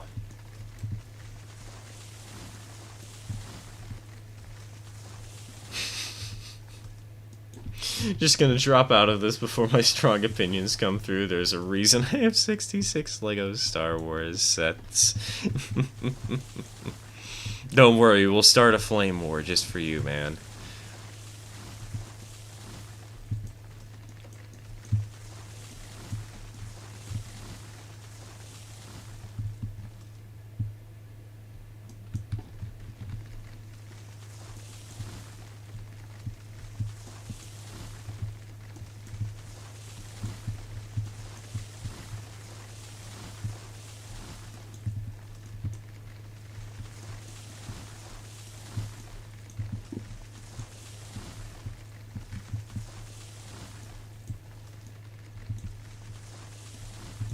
Alright, boys. I think we're almost done.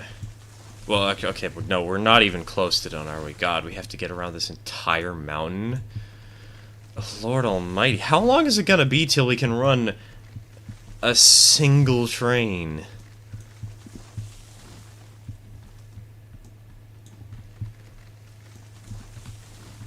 Well, then again, that's kind of the fun of this, this hardcore map.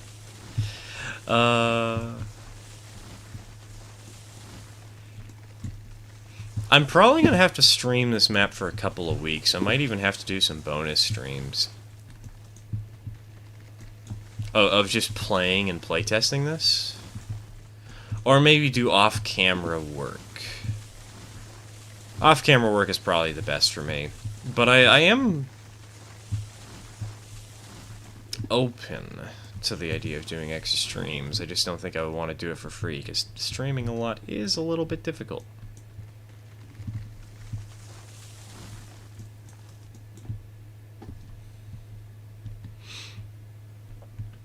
Joseph, we must prepare the opium for port. But Mr. White Man, our wagon had been set upon by the natives. Oh, good heavens! What will we tell to High Admiral Fring? Oh, Mr. White Man, where art my opium? Alright, boys. Get a Google document open. We're making this a fanfiction.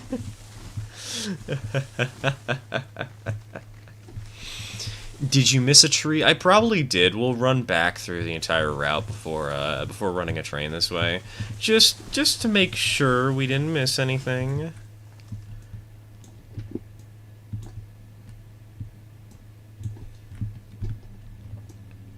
Can this tree? There we go. There we go.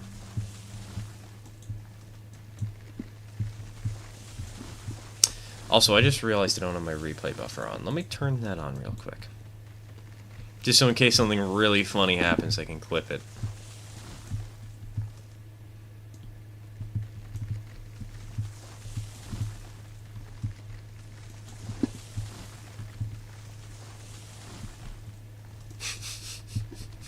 Oh, man.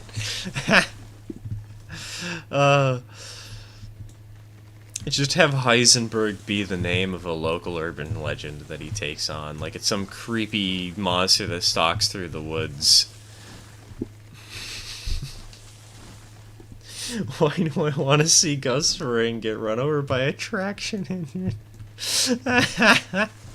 Oh man, can you imagine? Gustavo Fring dying in a boiler explosion.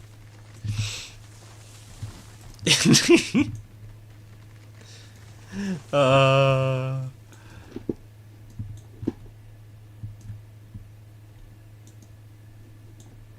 I think we gotta take down this bridge, unfortunately, just temporarily, so that we can cut down some of the trees that are really deep into it, but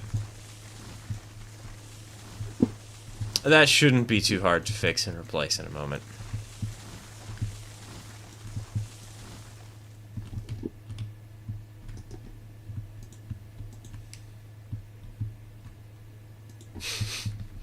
The monster turns out to be Clyde in a suit.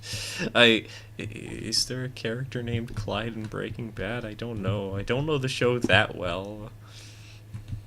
Are we talking about the Clyde we know, where Clyde is just roaming around? Clyde from our community is just roaming around in a giant fursuit.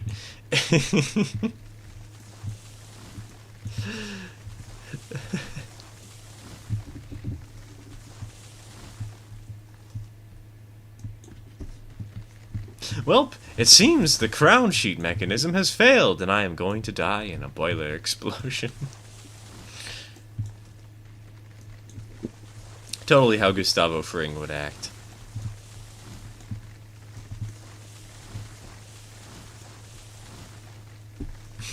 I knew he was secretly a furry. Alright, everybody.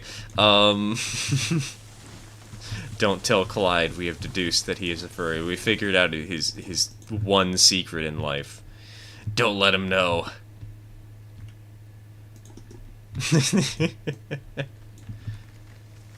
I do know there are a couple of furries in our community, actually.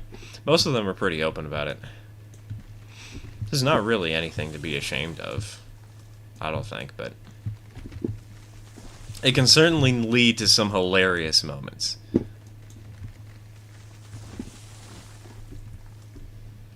This sounds hilarious, and I want to write a movie based on this. I don't know what would be better, making it really accurate by having them operate in India slash Southeast Asia and against the Qing dynasty, or in the U.S. somewhere in the Wild West or urbanized East Coast. Oh gosh, I think the idea of it being in India would be the best option. It would be the funniest for sure. Could you imagine? It would definitely open up some interesting points for historical conflict, you know? So long as he's not the kind that likes animals in a weird way. Yes, of course. Don't be that kind of furry who goes a step beyond. Fursuits? Okay. I would say the word for it, but YouTube would demonetize me? Not okay. Don't know if it's just me or is 20% of foamers furries? I wouldn't be surprised. There is a surprisingly large number of furries in general. And I feel like I have found a lot of people, especially younger people, who just happen to be furries that like trains. Or just a furry in general.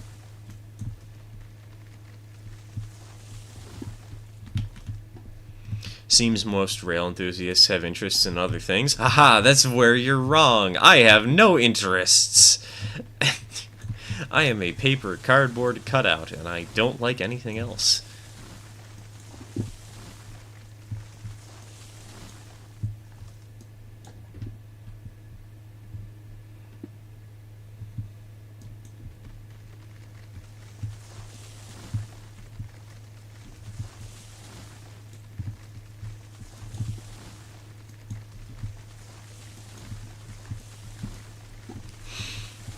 U.S. East Coast experts, name me some towns along the East Coast or in between the East Coast and the eastern edge of the Midwest.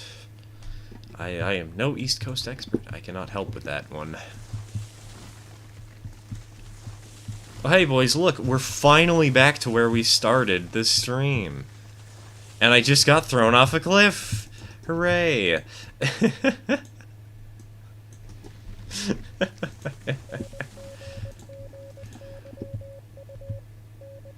Alright, I need to replace the bridge, though, real quick.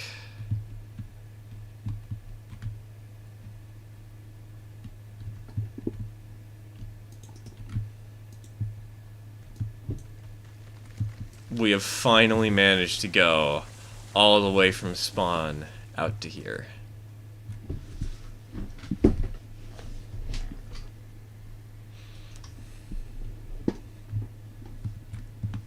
Speaking of foamers, oh boy. What, are you gonna tell me about Foam Stars? Please, no, I know that game exists. I hate its existence. Alright. This is so jank in the best way possible. Oh my gosh. Alright. I think we're almost ready to do our first run. All we need to do is clean up any stragglers, any trees I forgot to get.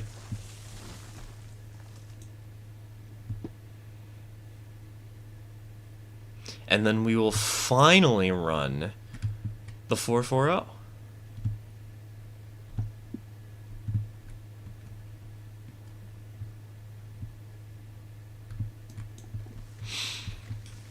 Morning, Rolls and Rails. Welcome to the stream. Welcome to the stream. I saw that CP got that steam engine running again, and they promised that they would get running if the KCS merged with them. My question is, do we really have a lot of CP foamers here in the United States? Well, not really, but the fact is, it's a Steam program. People will go out and see Steam programs no matter what, you know? Because it's a Steam engine. Doesn't really matter if there's specifically people who are hyped for Canadian Pacific in particular, but it's more so the fact that there's another operational steam engine owned by a Class 1 in the US.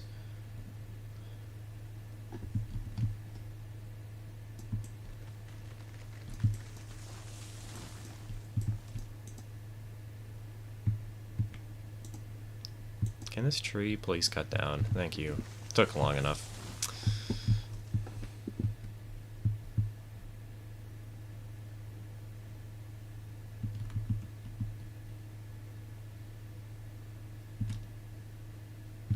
That tree's a little bit close to the tracks.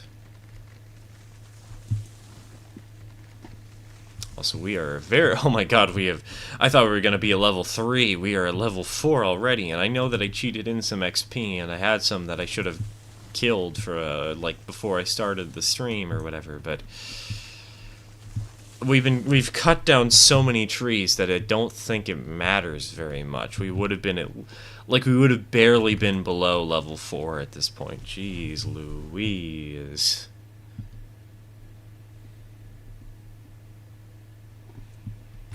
I restored it and now it's gonna run on the main line? Heck yeah, that's gonna be fun. It's weird, in the US, the railroad companies run the steam tours. In the UK, independent rail tour companies that have a license to run on the mainline system run them. And they do multiple tours on different lines. Yeah, it is kind of interesting how different it works like the US compared to the UK. But it allows for some good private funding, but it also it allows for good private funding because the railroad is funding the locomotive's complete restoration, but it also has a little bit of a problem because it means that, like, the 4449, for instance, she's never going to see a mainline excursion service again, probably. And that's like an iconic piece of American steam, you know? And she's just going to sort of sit in a shelter for years to come.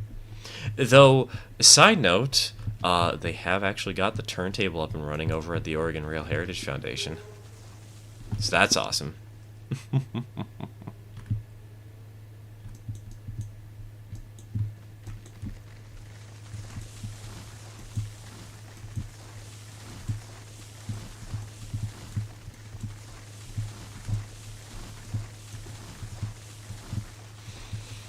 The history thing could work, and depending on how long it took, it could include the Chinese siege of Western traders, British Parliament debates, pirates, opium wars, and end before/after the warlords. Oh man, the warlords. You could have that be like the main villain that's slowly... That's who Gustavo's trying to take down. The Salamancas just happen to be the warlords around there.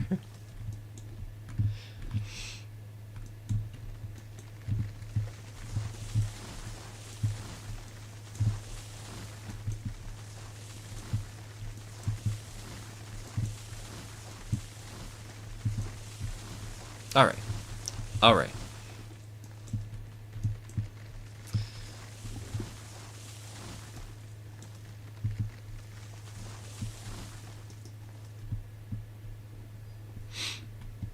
Back to terrible German dubs. It completely ruined Spider-Punk's dialogue in Spider-Verse. And it sounds so cheesy and bad to a bilingual person. Oh no. I need to watch Spider-Verse. I recently got spoilers surrounding Spider-Punk. I gotta get through it, man. I gotta get out there. As cool as it would be to see 4449 run again, she's massive. A locomotive of her size has a serious effect on the track it runs over, especially if it runs over multiple times. I do understand that. I mean, that's why she's not running right now, is because the Oregon Pacific isn't letting them run engines over a certain weight limit, and both the 4449 and 700 are way too heavy. And because the Oregon Rail Heritage Foundation doesn't have the funds to help rebuild the tracks, but there's potential for her to eventually be restored and run again. But in order to do that, I don't think it's going to happen on the main line anytime soon, unfortunately. I really wish it would, but...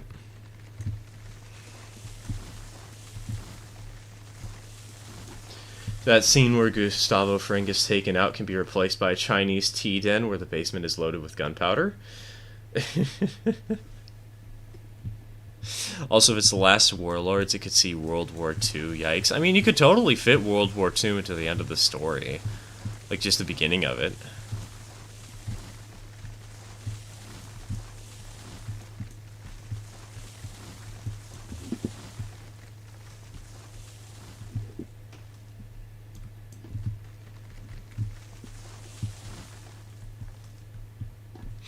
Isn't the reason why they can't let 4449 run on mainline is because UP doesn't want a non-UP steamer on their lines? Well, BNSF has run her before.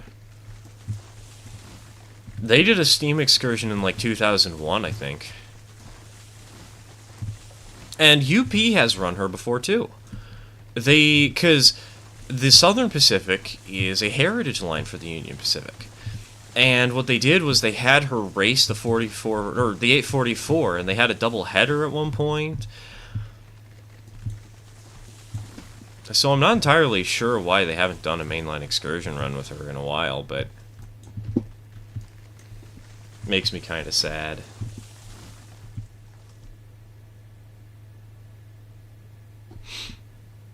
Your cat is so cute. Thank you. She's a very cute little fluff ball.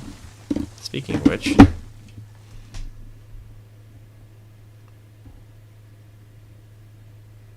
I need to give her a little bit of attention. Not much. Just a tiny little pet.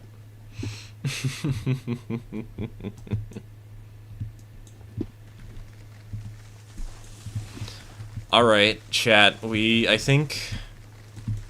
Yeah, we're here. We're here.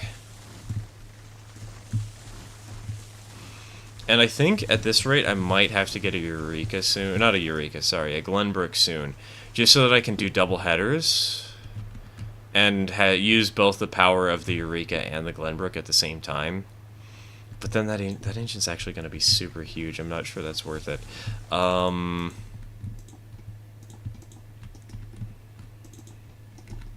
But this is the first time that I've run the Glenbrook the Eureka in a very long time.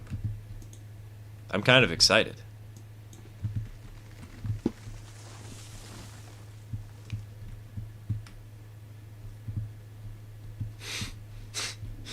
During the doubleheader, the cute crew 4449 had a big magnetic number board and jokingly slapped it on to renumber her as Union Pacific 845. Oh, that is beautiful.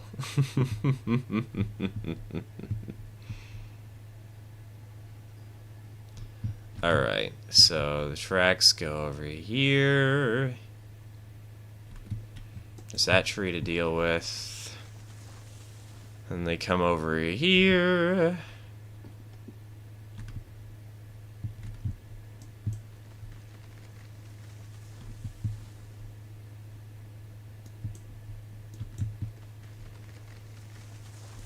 Do this, we'll do that. This, that, this. We are 100% at level 4 now. Which means we could actually buy a Cook Mogul. Well, we don't have the money for it, but we could buy one soon. And more importantly,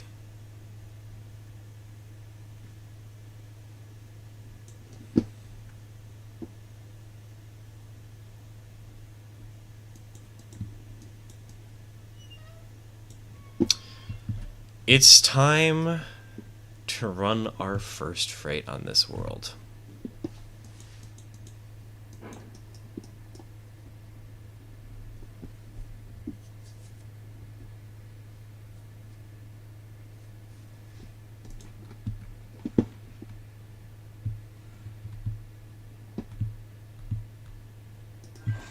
Alright, linked. I think at this point I can afford to turn off Railroad Studio. Or at least the super speed that you get from Railroad Studio.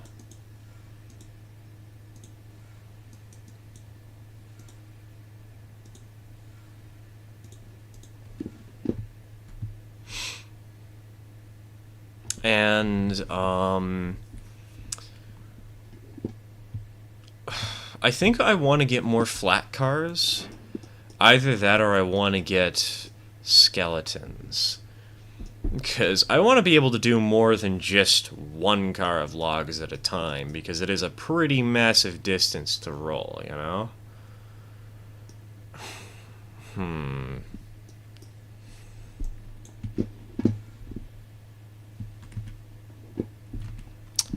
So, we could go with the logging flat. But that thing is hell incarnate to actually spot loads onto.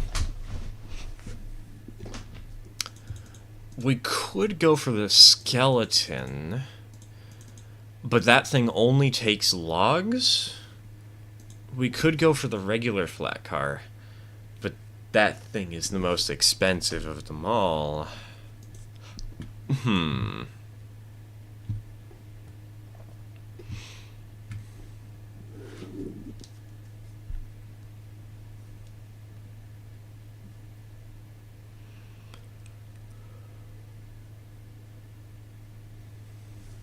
Never actually seen the new buy menu. That's really nice. Yeah, it's pretty cool now. It's a nice little quality of life change. I still think the update should have had a little more, but it's not bad. It is a worthwhile inclusion, even if I feel like more should have been done. So, chat, since I'm stumped, what do you think is the best option?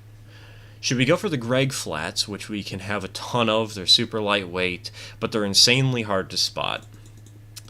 Should we do the skeleton cars, which are easy to spot, or relatively easy to spot, but are only hold logs? Or should we go with flat cars, which are the easiest to spot and can do both logs and pipes, but are the most expensive by a decent number? What do you guys think is the best option?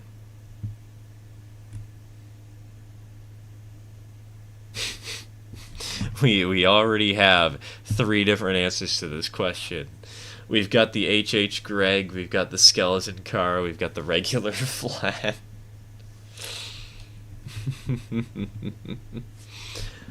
I also want to play this game, but I play on PlayStation. RIP.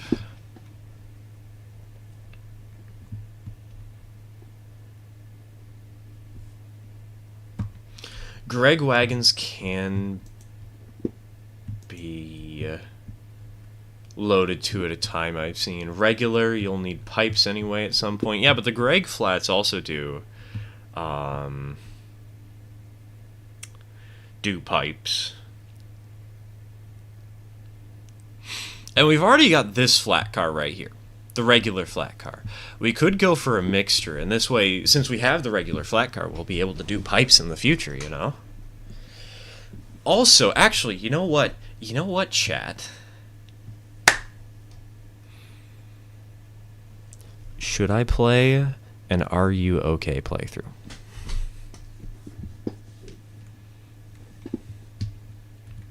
For those of you who don't know, allow me to bring Are You OK up so that you guys know what I'm talking about.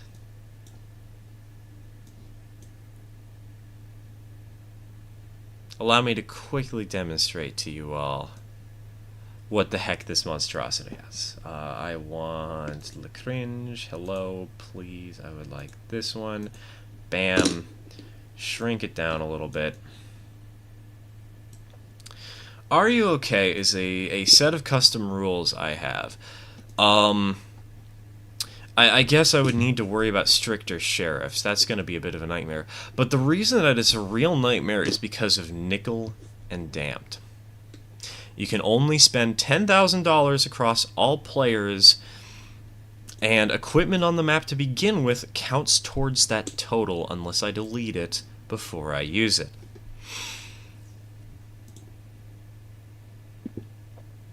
Do I dare? Do I challenge myself to try and beat this? Oh wait, actually, hold on. I wouldn't actually be able to do it. But do I at least do the nickel and damned thing, maybe?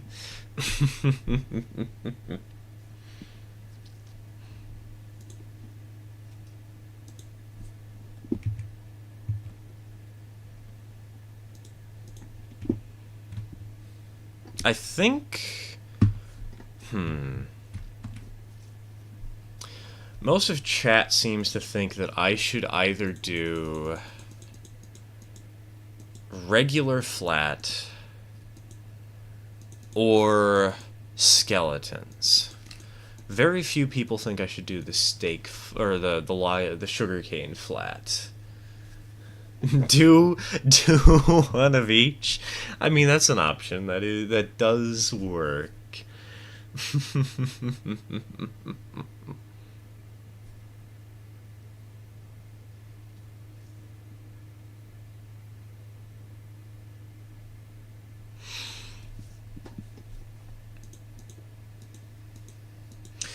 Alright. Let's see here. Where's my calculator at? The Eureka is 2,900 plus 300 for that. Minus 10,000. So we're looking... No, wait, no.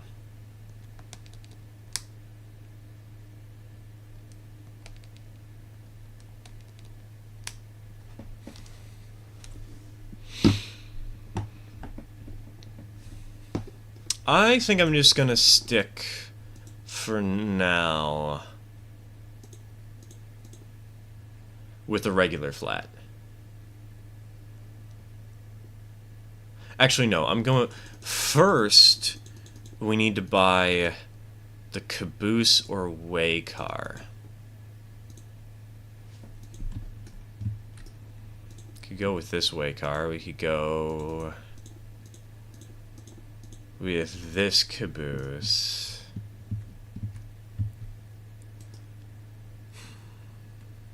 Because if I'm going to be playing with that rule set, I need a caboose. I cannot play the game without a caboose. Which is a little bit concerning.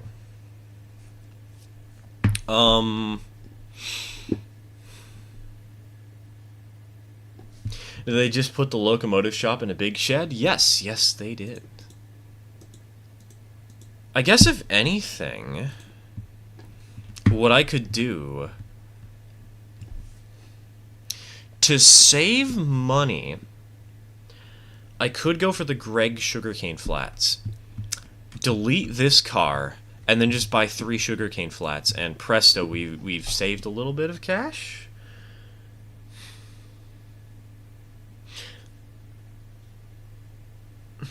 I do a way car which has less weight. I mean, that is true, that is true. The way car also costs less, but there is a special rule specifically because of the way car's pricing.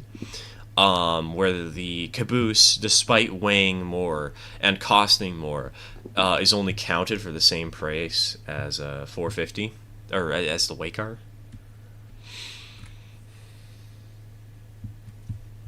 Might join the Discord if I end up rewatching a little Opium Wars and Piracy series. Breaking Beijing. Oh, heck yeah, you know, we're gonna have to make that into a communal project. Sleep well, man, sleep well. See you around.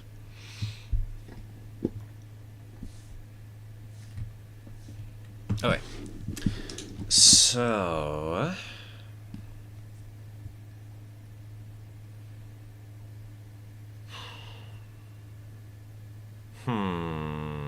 This is actually really tough to consider.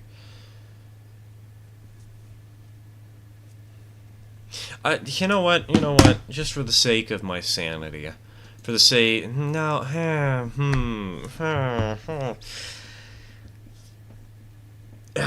if you buy 4 Greg flats, how many logs can they hold in total? 20. If you buy 3, it would be 15. While for the same price, if you were to buy 2 regular flat cars, for $600, you would be able to hold 12 logs, while with the Greg flats, it would be 15. So if we are... yeah, I think we have to go with the Greg flats at this point in time.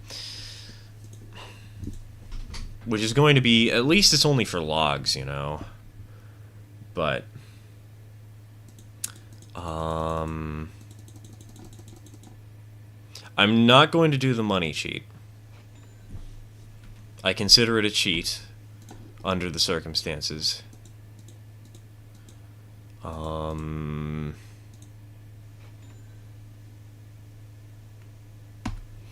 I guess let's go ahead and just buy all the cars, and then we'll re-rail them real quick. But no, there's a rule about re-railing that makes that stupid hard. I can't actually do that. Otherwise, I would die. Because the Are You OK rule set has very strict rules about derailing. Oh, I did order a regular flat, you're correct. That's okay. That's okay. Well, this time I'll cheat it in. Because I didn't actually use the car. I don't really...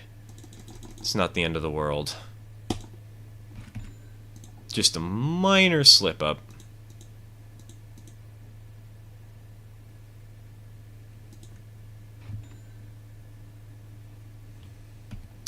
And then we'll go ahead and we'll grab a way car.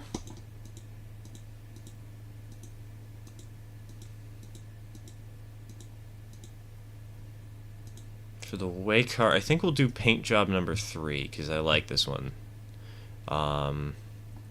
Nice and simple, but still has a little bit of color to it. I think that's good.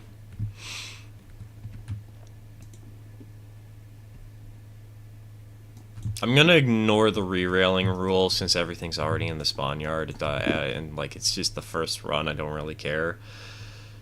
But okay.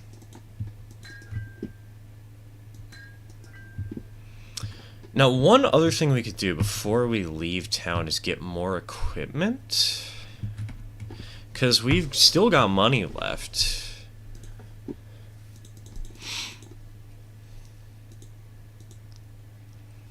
We could grab ourselves a plantation boxcar and a stake flat or two.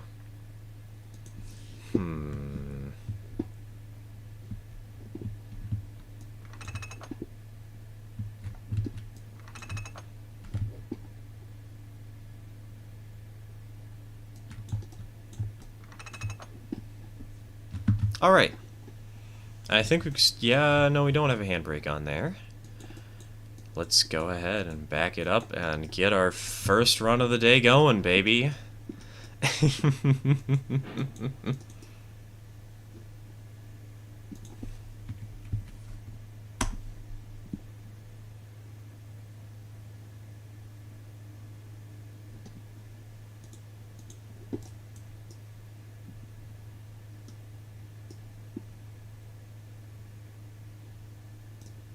Also, Durian's cat cam is not correctly displaying right now, and I don't know why. Hold on.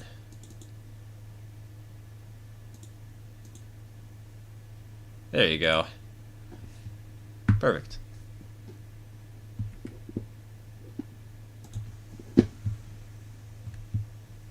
Alright, link. Link. Wait a minute, did I not add a link and pin there?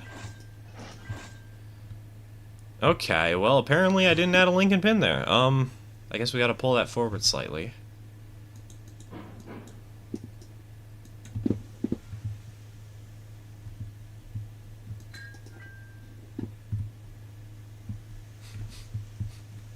First run, it only took us 2.5 hours to reach this point. Yeah, the halfway point of the stream, baby, because I'm gonna have to leave at around 5 p.m. because my family's coming over. It's gonna be great. Also, Durian, please don't drink my water. Thank you, she's leaving. Alright.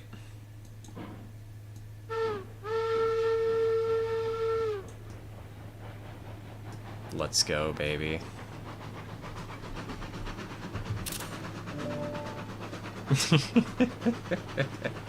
Expect the occasional screenshot noise during this run. How about a couple of stake flats for the lumber outputs? There's just one small problem, Jay, and that is, where am I gonna put the lumber outputs?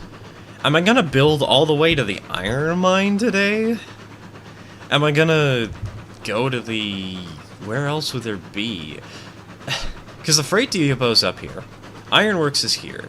Refinery is here. Oil field is here. Smelter doesn't accept it. It's the closest to the track route that we've taken. And the iron mine is all the way out here. Yeah, I don't think we're gonna have any runs of lumber until, like, next stream. Also, allow me to just quickly drop a save.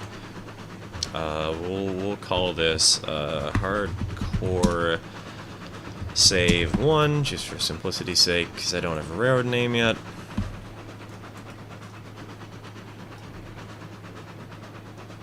I mean, I guess there would be a benefit if I set up a firewood depot, but I don't really want to set up a firewood depot just yet. So...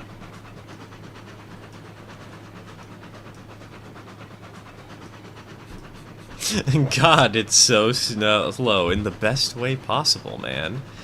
At least it's not a Shay, you know?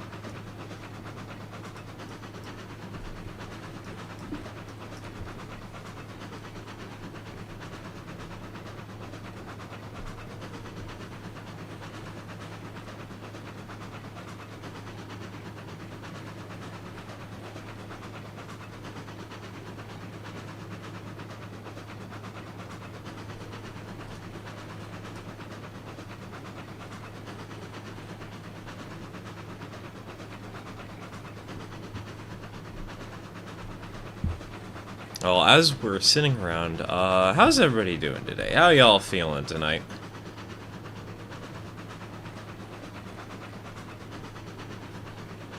How's it all going?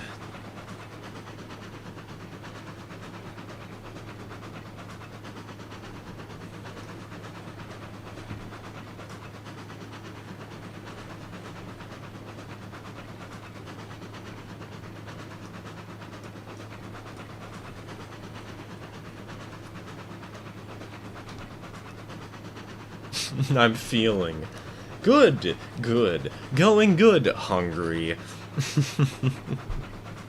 Glad to hear y'all are doing good.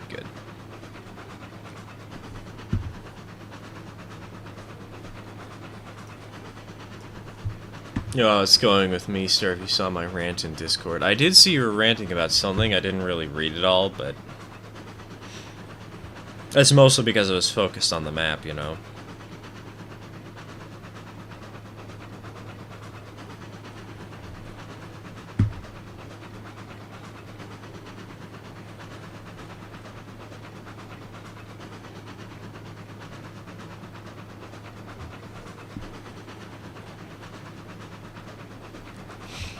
So, I guess while we're sitting around and not doing much of anything, I can talk a little bit about the Owen 30 layout project, because I keep saying that it's close to getting finished, and it never really is, but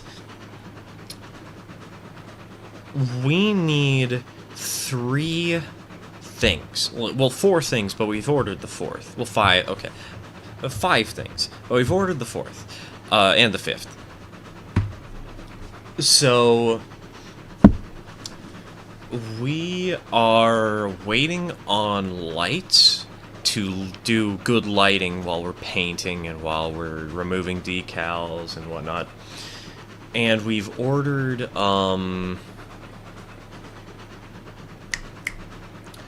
what's the other thing we've ordered? Oh, right, a phone tripod, a small tripod that we can just prop up on a desk and record with, right? Well, there's 3 things we're missing before the first episode can go live. Those are decals, which I'm currently working on designing them, and we have found a good website to order from. Katie actually sells white decals, like custom printed white decals. You just need to provide them with the actual page for them to print. So we're slowly working on that. Then we need passengers to put inside the train. We're slowly working on that. We've found the people we want to buy. My father's going to order them off of Walther's because, he gets a slight discount from the store he works at. And we're going to get a couple of passengers to sit in the combination coach. And last, but certainly not least, we need a cell phone to record. But we're finalizing that stuff tonight. We're probably also going to finalize and order the people tonight. And we might work on the decals. We need to print them off and make sure that they look good on the side of the train.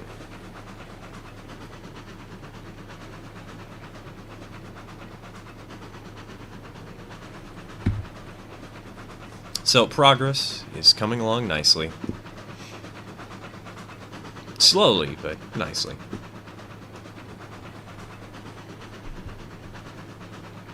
My cat.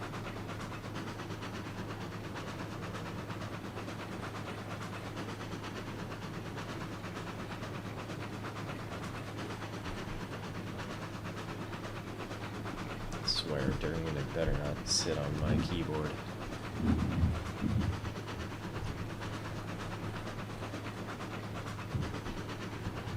Okay, it seems she's just investigating a lot of this stuff around here.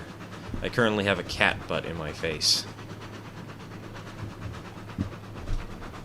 Alright, hey! We got a cat cam, baby!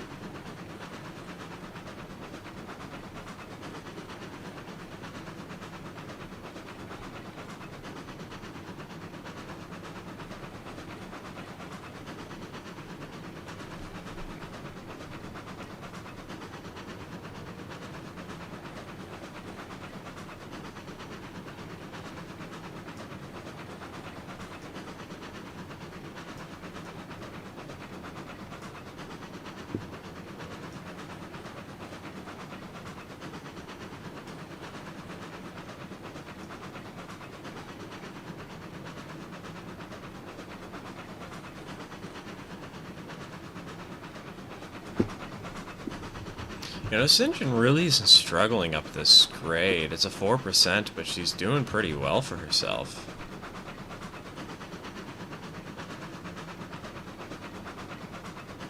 Doesn't really feel like she's struggling.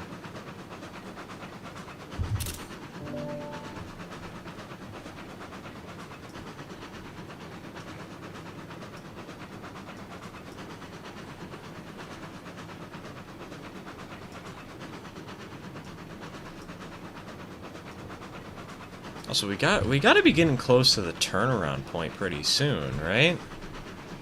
Yeah, there's the bridge. There's the bridge.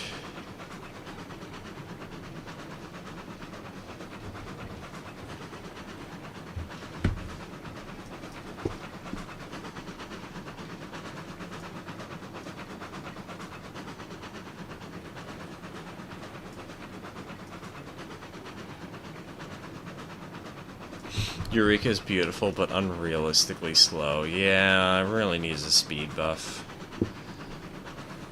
It is suffering without one.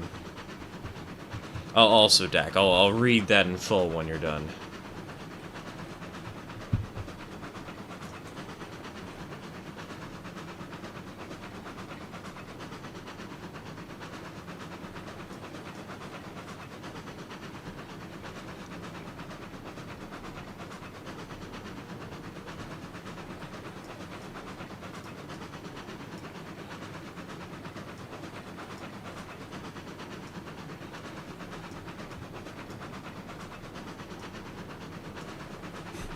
YouTube updated and now everything is massive because they increased the site's resolution. Oh, my poor 720p monitor. You're on a 720p monitor? I don't think that's the part that's poor, man. I'm so sorry for your loss.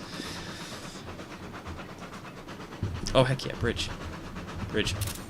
I should have taken this screenshot way sooner than I did.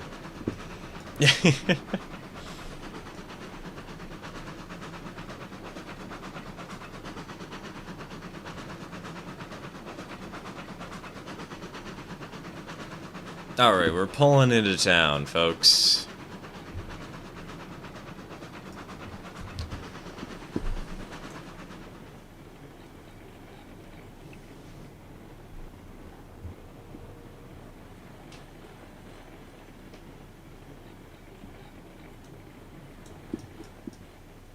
Let's go ahead and bring her to a stop.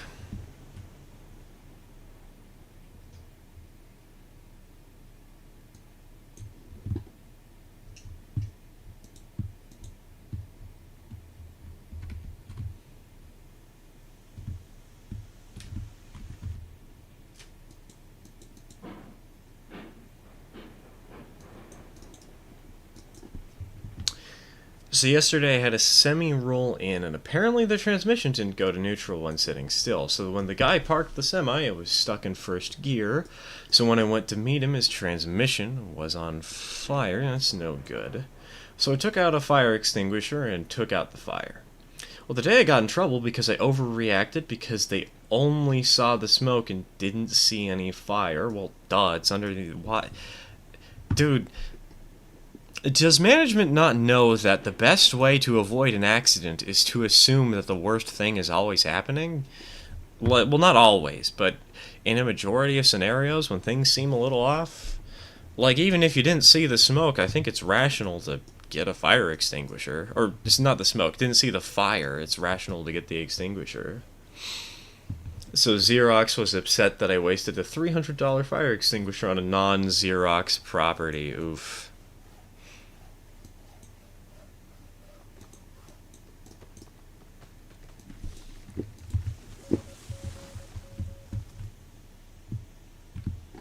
Oh yeah, I use a 720p monitor so I can run my games in a lower resolution to keep up with modern specs. Well, you can run your games in lower resolution without using a 720p monitor.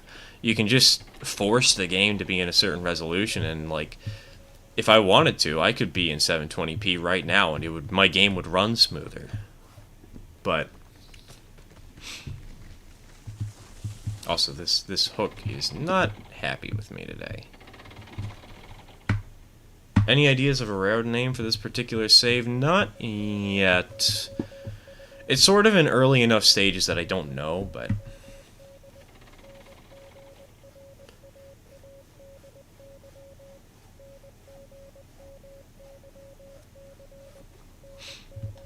Yeah, but then it's blurry. Yeah, as if it's not blurry already with your 720p monitor.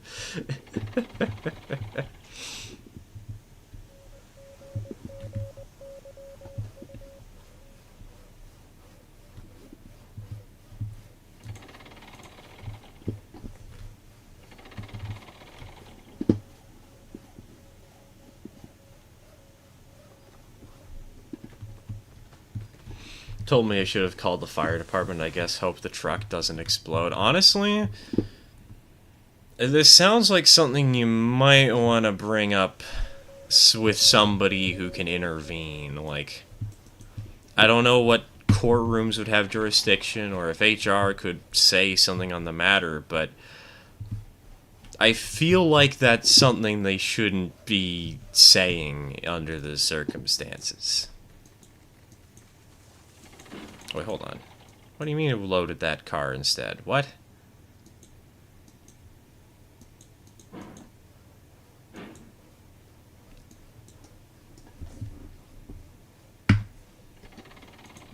Report them to OSHA. Exactly.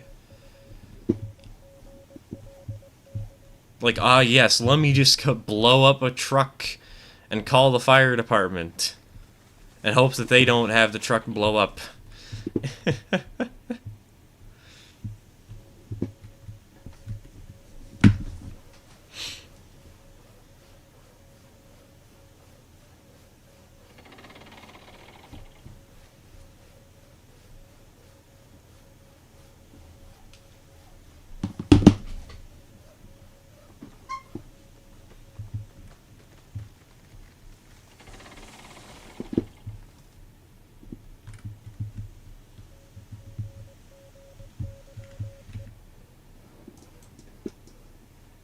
Alright.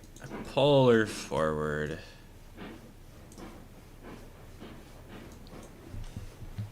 Already called OSHA, and here's the ironic thing. Oh no, this is not going to end well.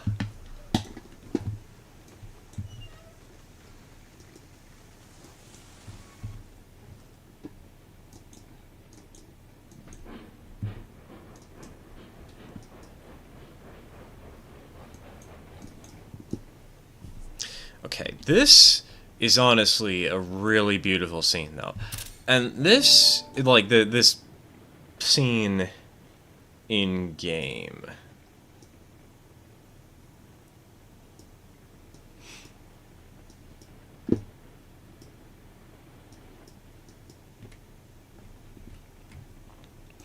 And this is why I like making these custom maps, because even if they are kind of unfair and kind of difficult, they're a fun, challenging new way to appreciate a game you already love.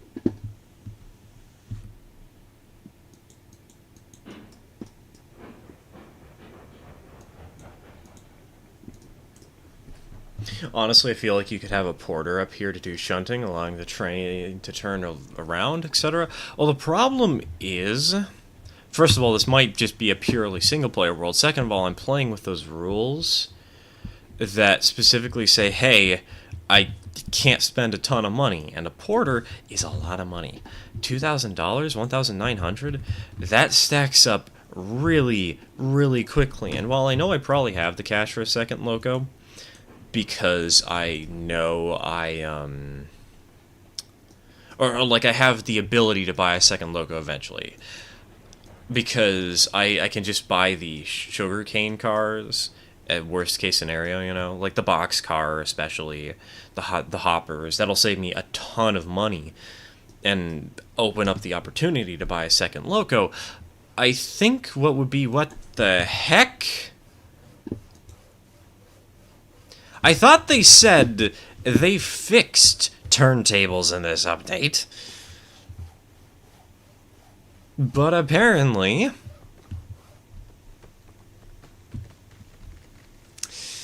I am not counting that towards the derail rules we have on this save. That's dumb. What happened?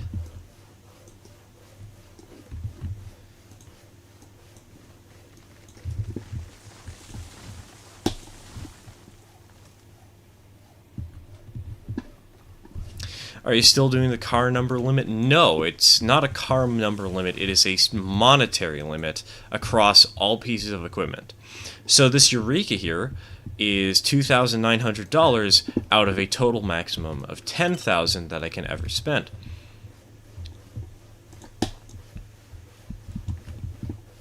And so, yeah, no,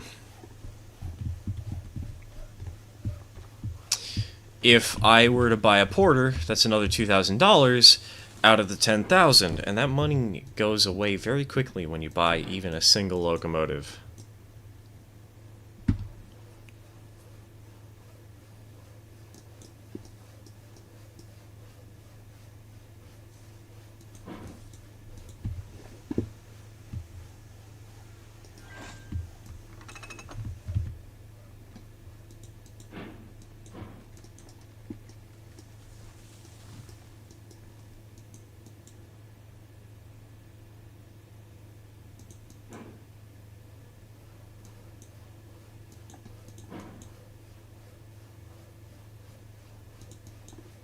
Oh, for the court record, there is generally a rule in this rule set that is, if you derail, you cannot use your locomotive for a set amount of time. I'm not following that because I'm not dealing with a derailment because apparently turntables are bugged. So I'm kind of just ignoring that rule for that derailment in particular, because screw that, you know? But...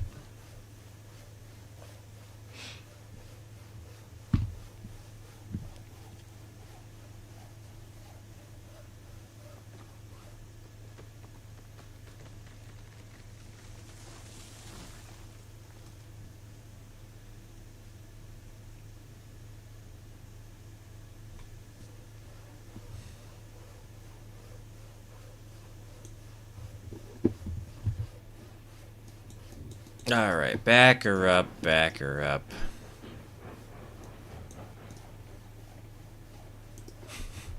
Wonder if when Century of Steam comes out, if it will have boiler explosions or kill you when you get hit by a train. God, I really hope it doesn't. I don't want to have to deal with boiler explosions.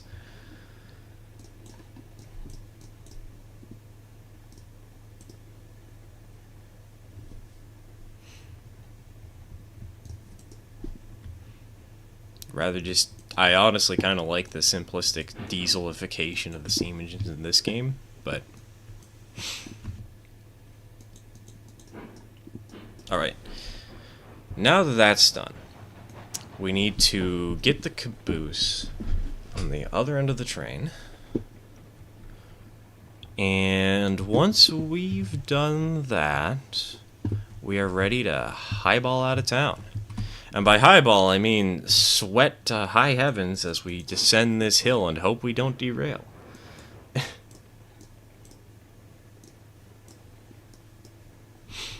All that I've heard from talking to the devs is that they are thinking of having difficulty settings like in Derail Valley. They do want to have settings for real firing. Hopefully that's not the default. That's just what I hope, because I don't think there's going to actually be a massive audience that legitimately wants that. Like, I know there's going to be an audience that thinks they want that, but...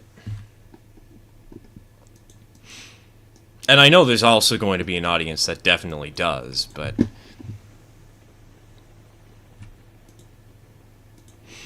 In general, I feel as though it's just not something for most players. I doubt it'll be default. I hope so. I hope so. Could you technically circumvent the caboose rule by having one on each end? Hypothetically, I believe you could. But in this challenge, that's money that you're wasting, you know? That's $450 that's not going towards actually having a car of use. And every bit of cash really does count.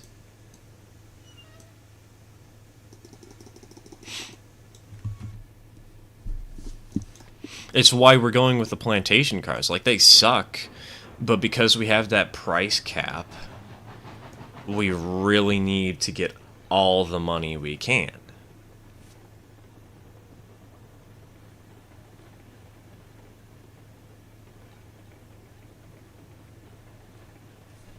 I want more real firing, having to consider some things, but just immediately starting up the train and never having to think about it, where the throttle is basically a gas pedal. Don't like it. That's fair. That's fair. Personally, I'm fine with it, though, because I'm here more for the logistics of running the train, rather than the firing sim and trying to make your train feel good. It would be more fun on mainline runs, you know, between major destinations, but when you're doing a switching job like this one, having to remember firing things up on top of all that just ain't my cup of tea. Do the English thing and have two brake fans on unfitted freight with excessive weight. TLDR, all of it in this game.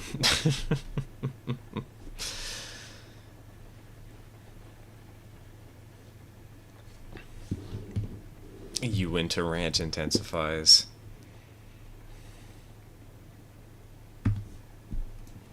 Alright. Now all we need to do is assemble this train and head off to the sawmill.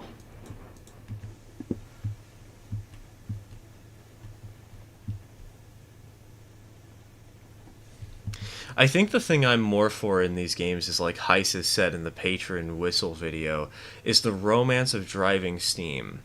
The sound, the feel, and I feel like we're really going to get that. I mean, that's fair. But I look at these games and I see, oh, you can build all the tracks you want, and I'm like, well, okay, I want to build a model railroad. I want to build something that is logistically interesting to me. So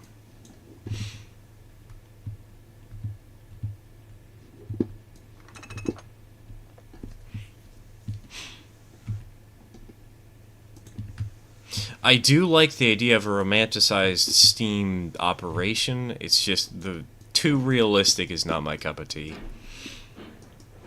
But hey, if it's a setting, then that's good. That's good.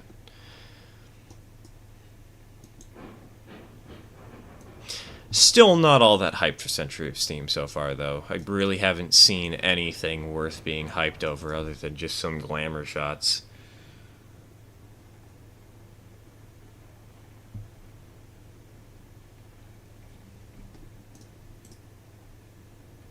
Been working on building track and roads online on me and my brother's playthrough normal map, and gosh, the route to the smelter annoys me. I just want real looking track. Yeah, please give me a way that I don't have to build 700 steel bridges literally everywhere. Because God, I do that all the time usually, because it's the only thing I can do to make the track look half decent without getting the curves too sharp. Alright, let's roll. I mean, there's only been one trailer. Yeah, exactly. That's exactly why I'm not hyped for it. Like, there's only been one trailer, and the one trailer hasn't shown me enough to capture my interests.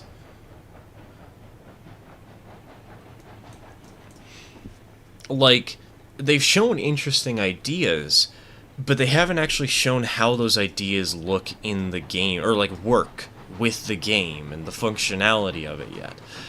They've just shown a million glamour shots and cool concepts that they'll get into the game eventually, but it feels more like something, a bunch of promises rather than actually showing off what can be done.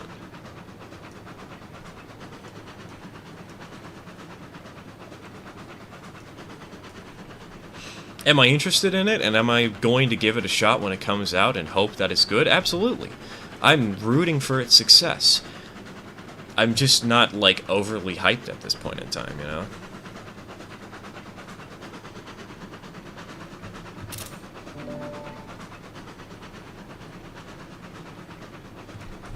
Patron Whistle video coming out soon is a little taste of things. It's looking really promising. Yeah, well, I haven't seen that video, though. And, like, my opinion is based off of what I've seen so far, and I feel like everybody, as soon as the game came out, everybody's like, wow, this is gonna be the best new thing ever, and I'm like, well, is it though? We haven't actually seen anything yet. And I guess that sort of has created anti-hype for me, because everybody has been so overly hyped, and I just don't get any of that, you know? I get some of it, but it's like, to this degree, not so much. Probably gonna go now. It's basically 11 p.m. here. Alright, Steam, thanks for joining. Have a good one. Sleep well.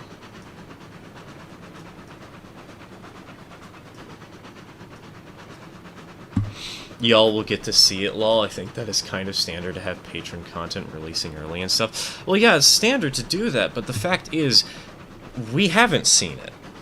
And because we haven't seen it, our opinions are formed on what little we have seen, and what little we have seen really shouldn't be enough for so many people to be hyped, and I don't think there's too many patrons, aren't there?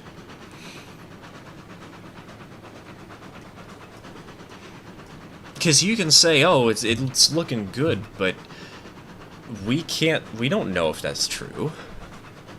We haven't seen the video. And yeah, sure, it's coming out soon, but soon is not something we've seen yet.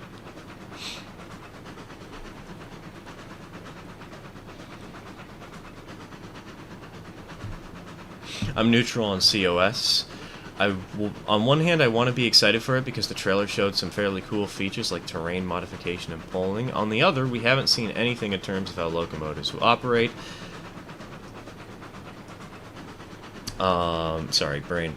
How firing works and the steamboats they showed work, etc., etc. Yeah, exactly. Like, I think my opinion would overall be more neutral if it weren't for how many people just became super hyped just from the trailer initially. Like, I think it has promise. I think it looks good. I just heard so many people trying to praise it for something that really doesn't have much substance at this point in time from what little I've seen.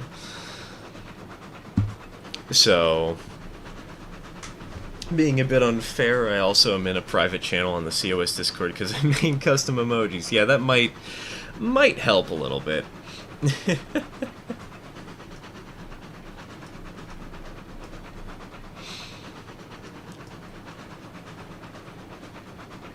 I think I kind of have faith in the star power behind the team, the kind of first-hand knowledge that a lot of train simulators never had starting out, and kind of what elevated Derail Valley IMO. Yeah, I think the team has promise. I just want to see a little more of that potential actually happening before I fully get invested in it, you know? It's another train game, so I'm gonna buy it anyway. I mean, true.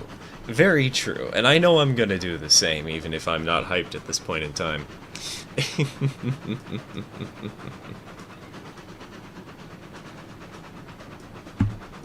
I think it's because the cinematic looks like a convincing gameplay montage and everyone is going insane over stuff that looks like it is in the game. I mean, that is true, but, like, it feels like there should just be a little bit of basic skepticism over it in a way. Like, all the stuff looks cool, but we haven't actually seen anything about how it works again.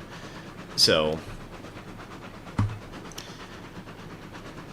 they have said that the COS trailer is made in-game. If it's true in the end, that we'll see when it comes out. I know, but still, it's a lot of promises without actually showing how those promises work within the game, just showing that they exist. And without having that little extra information showing you actually how it all works together. Just not what I'm hyped for yet. Yet. Emphasis on yet, because it does have promise. I just want to see a little more before I get invested.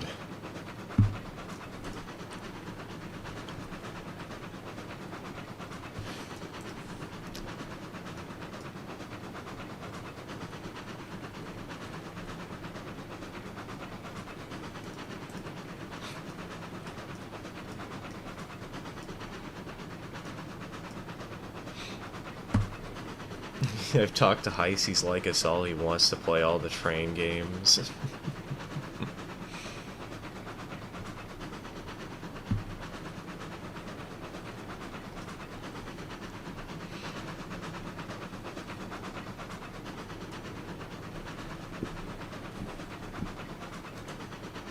I might have to end the stream soon, by the way, because we don't really have much else to do. And my sister is coming over later tonight, and I gotta prepare for that. And, like, I mean, I could do another log of runs. That's not the wording. Another run of logs, but is that really the most interesting thing to do?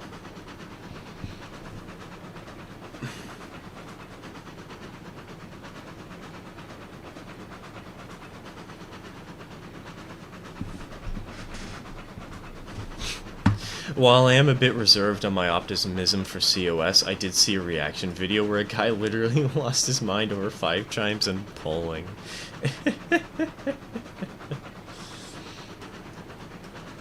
Yeah, exactly. Healthy skepticism is good. I think mine has sort of turned into unhealthy skepticism to some degree, just because I've seen so many people have unhealthy not skepticism. Because it looks like the game does have promise. And I'm definitely interested in seeing where it goes forward. And what are my thoughts on Railroader? I am super hyped for it, because The dev team behind that has actually shown a bunch of the things that they're doing and how the mechanics work, one way or another, and so you can actually see how the game plays out, and I'm just super hyped. Plus, there's a couple of live streams out there of people who have done the beta, and you can go watch those and see them playing a regular session with a good amount of people. And man, that game is going to be so good for, like, multiplayer streams that I do. The operating sessions are going to be beautiful.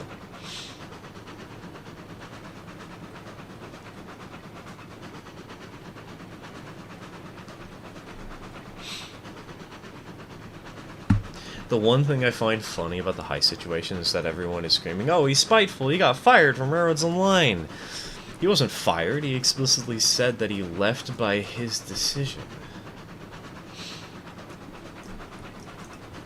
Well, I mean, you can still be spiteful for leaving a project by your own decision because you can see the potential it had and how it got lost. I mean, look at me, for instance.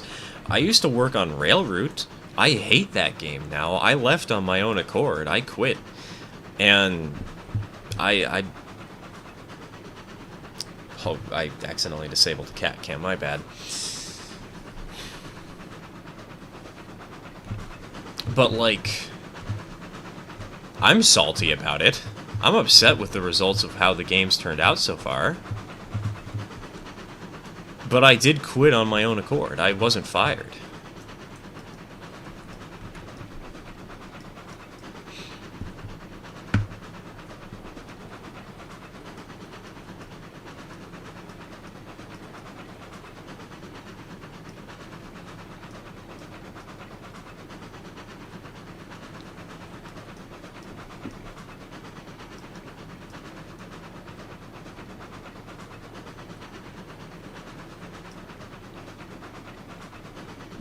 Just because you decide to leave doesn't always mean that you're leaving on good terms, you know? One big thing a lot of people don't realize, the Railroads Online devs don't really care. They've known about COS for ages, and they aren't worrying about it or anything. I mean, that makes sense.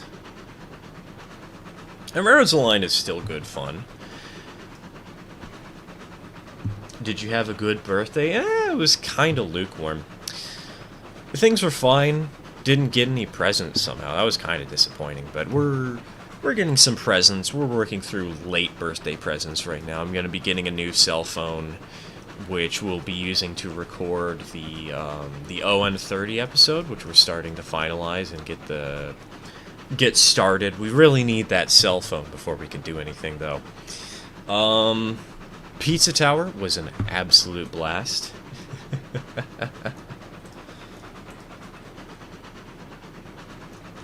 And was there anything else of note? Not really. I guess I got burgers.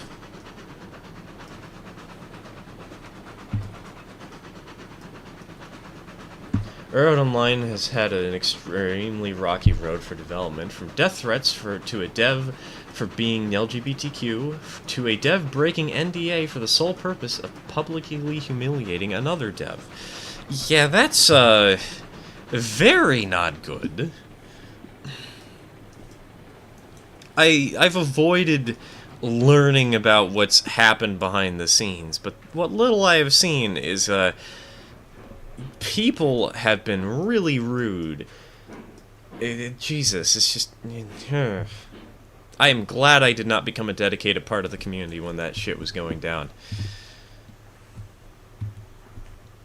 Peyton was the awful one. All of them kicked him out. He treated me like an asshole on Discord.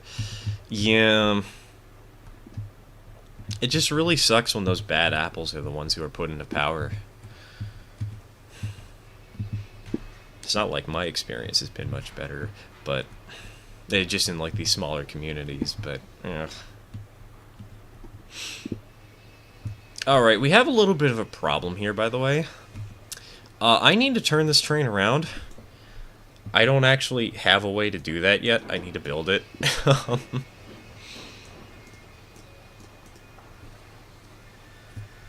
It was nuts. I was there when it happened. You just felt super bummed because you thought this was going to be the perfect train game and stuff.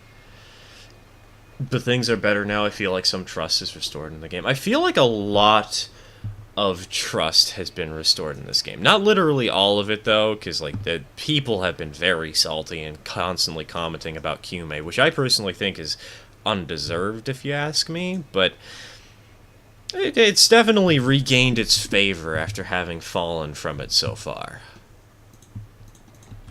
Okay, so now we want a right-hand switch. We have gained a little bit of extra money. We're back up to $1,100. Go ahead and make 100 meters. I'm gonna have to figure out how this whole track network is gonna be on another time. Because I think I'm gonna need a 30-meter radius to make this Y work out.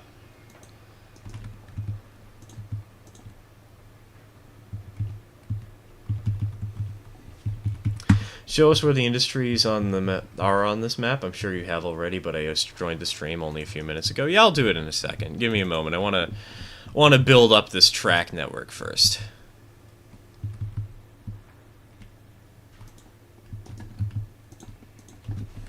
Got to make sure that we have the Y set up correctly. Okay.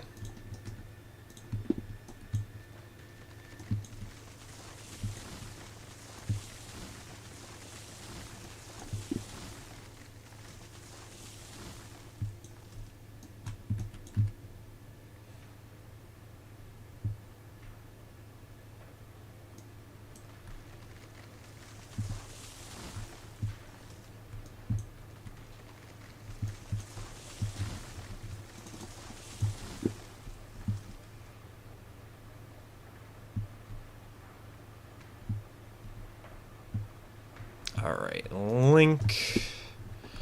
Let's just quickly make sure that this Y has everything. The trees are all cut down.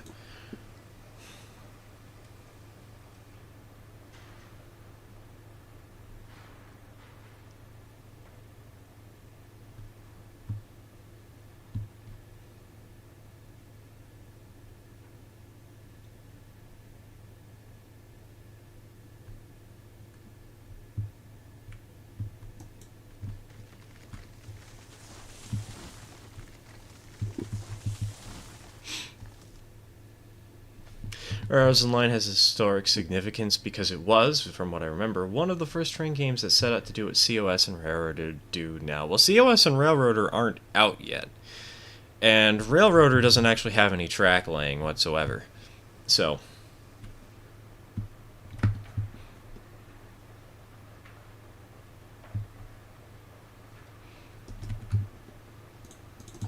alright. Switch. We need a 30-meter curve because it's the only kind of curve that will fit in this tight space.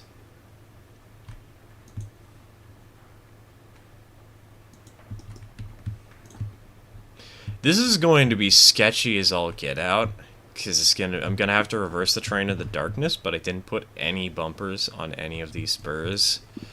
Okay, by the way, map. Here's how it looks, Admiral.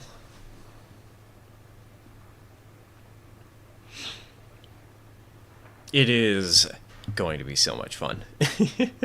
I need to playtest it just to make sure that everything is fair and everything works reasonably well first, which is not going to be a short ordeal. But maybe I'll do more streams for it. Like, I don't know if I like have a Monday stream, a Tuesday stream, a Wednesday stream or something. Maybe not like all three of those, just one of those while I work on this project.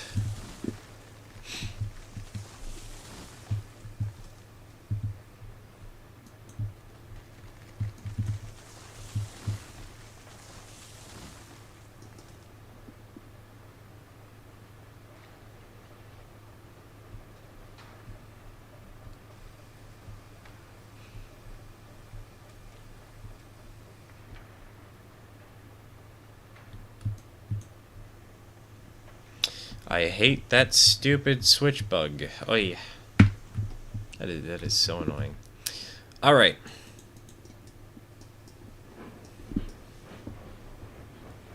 Funny train time, let's go. My schedule wouldn't allow me to watch any of those streams live, but it would be cool to go back and watch them.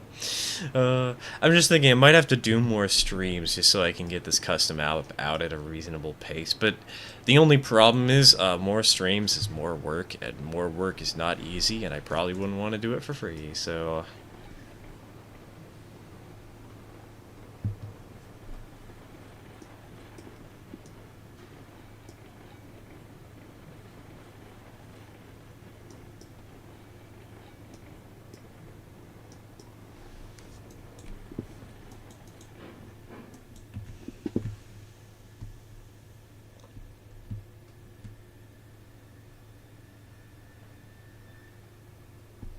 Keep forgetting how much the weather and sky update changed the game. It looks so much better now. Yeah, exactly.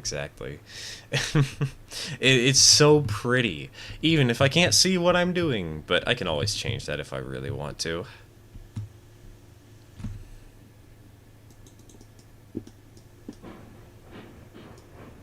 It is such a beautiful game. At least right now it is.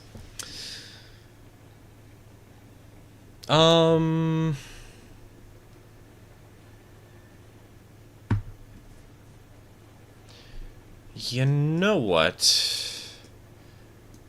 I think we'll do at least one more run. We'll go all the way back to the log camp, at the very minimum. Don't know if we'll load it, don't know if we'll do the return trip. I do have to get ready for my sister, but... we'll at least run all the way there.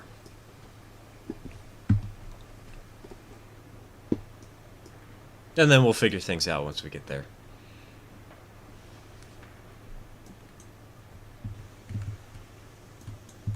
Alright, let's roll. With the worst whistle known to man.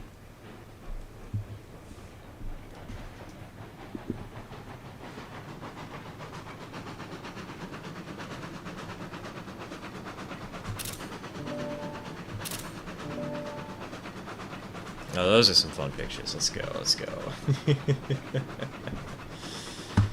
You do what you need to do. Family is important, especially if it's a sibling like your sister. Exactly. It's also kind of important because it's in a way a belated birthday party. Because my birthday has been a little bit of a mess, but...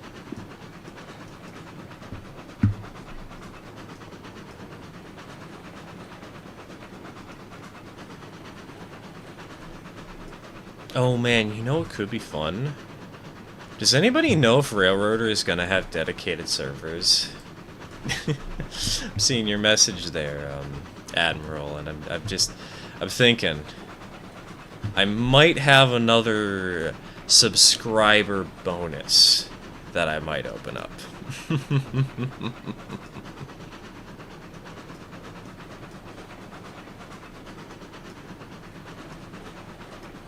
Because if I can host a dedicated server for Railroader...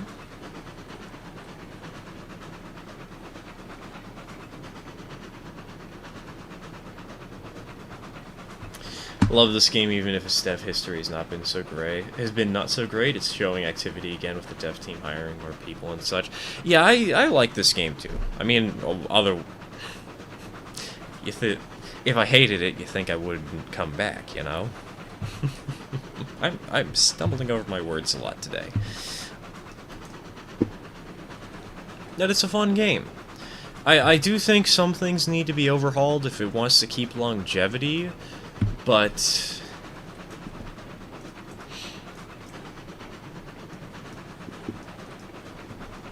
it's good fun. Especially if you can get a serious operating session going.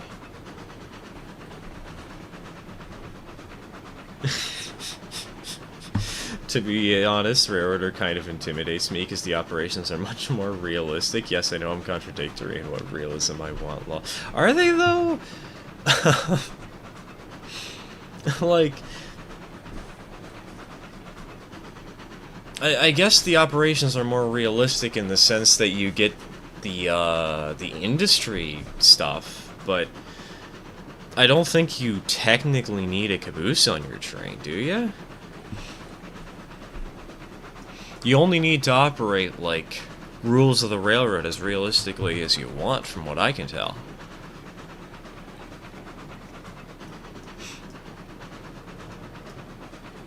Though it could be wrong.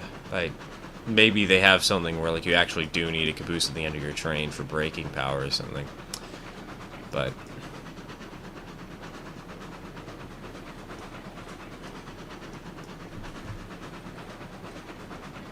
you need a caboose if you want to look cool. Yeah, but you always need a caboose if you want to look cool. So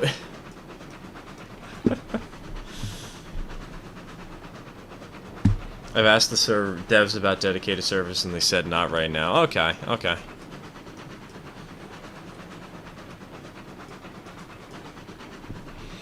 I do wish that there was a reason to use the caboose in Railroads Online, like you can use it to skip the night. See, there's one idea I've constantly preached that I really want to see, which is paperwork. I want to have move orders, or maybe even just something to note down what I'm doing and why I'm here, you know? And I want to be able to have that paperwork in-game. I want to be able to transmit it by telegraph office so that somebody can pick it up if they need to. And I want it to be storable in the cabooses so that we actually have a use for cabooses and way cars more than just looking fancy and bringing up the end of a train and being something that I tell people to use no matter what if they're,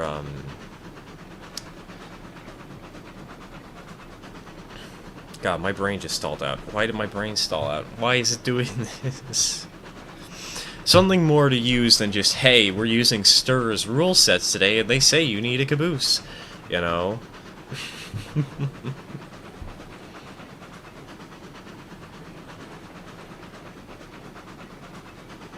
They want to release it and fix any bugs, and I think they will start working on coding a dedicated server after that. I mean, that makes sense. Because dedicated servers probably aren't the highest priority before the game's release. Which, there's only so many more months left in 2023. They're going to release it soon.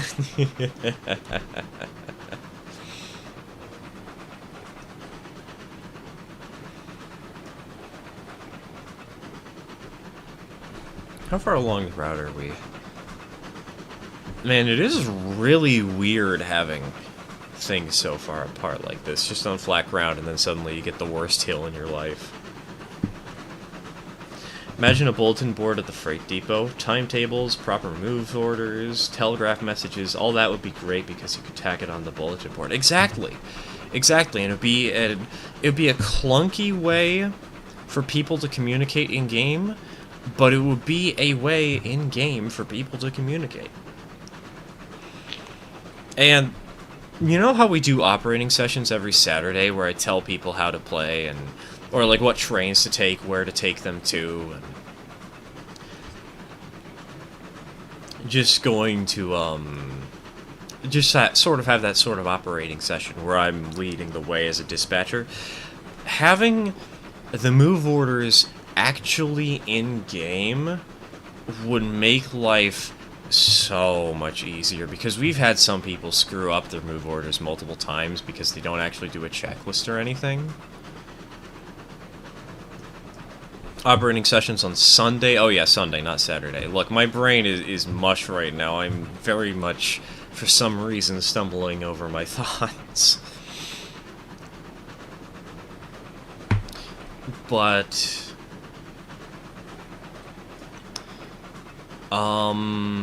right.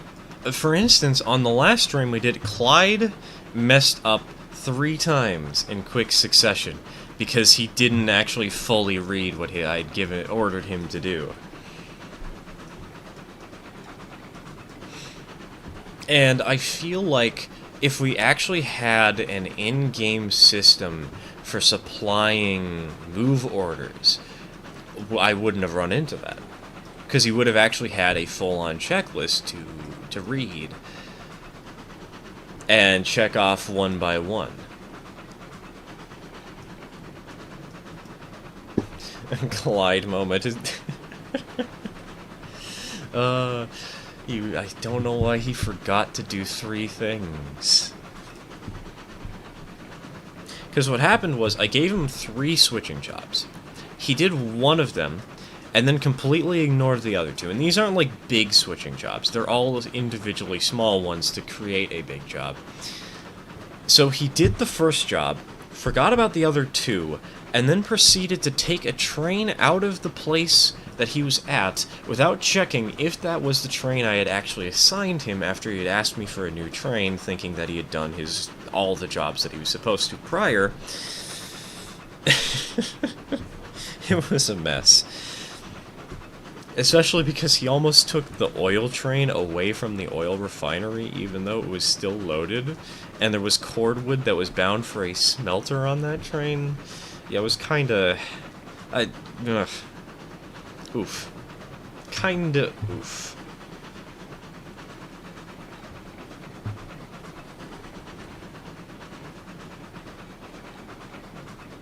Let's throw in another single log real quick.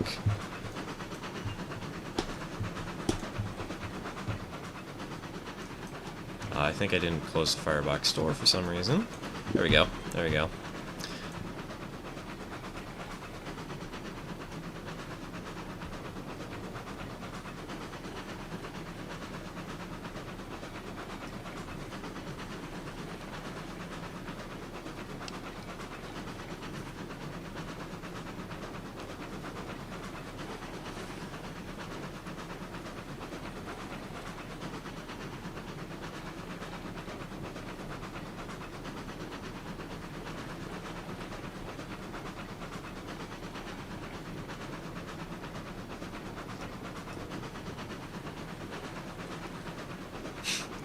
So Clyde isn't a furry, he's a forgetful furry, exactly. I don't know how he messed up those 3 things, because, like, if he was uncertain, he could reread this stuff, right?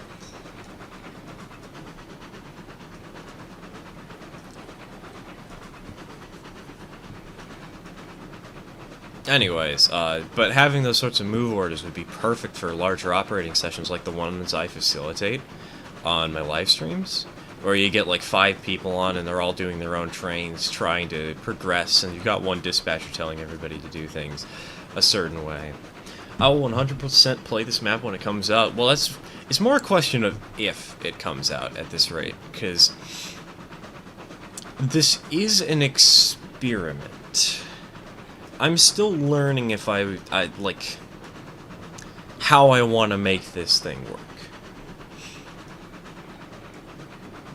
And I think this beginning is good, but what about the rest of the map, you know? Is the refinery in a good spot? The smelter? What about the coal mine, which is in that really awkward location on top of the mountains? Or the freight depot, which is even worse? So...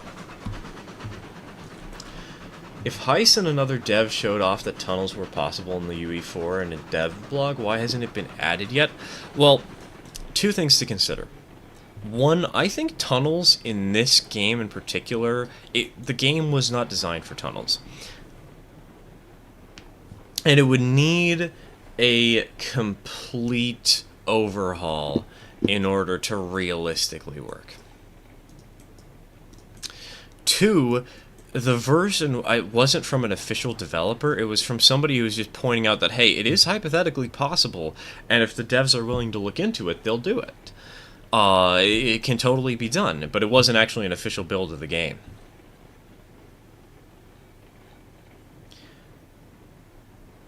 So they were almost possible, and the dev that was working it out left the team. That too. The dev also kind of left the team, as a lot of the devs did. And so they might have been one of the developers that's now on Century of Steam, you know, because I know I say I'm not hyped for a Century of Steam and actively despise it or whatever, but, well, not actively despise, but dislike how much hype there is from everybody who feels like they're kind of just blindly doing it. But hey, they have tunnels in that trailer.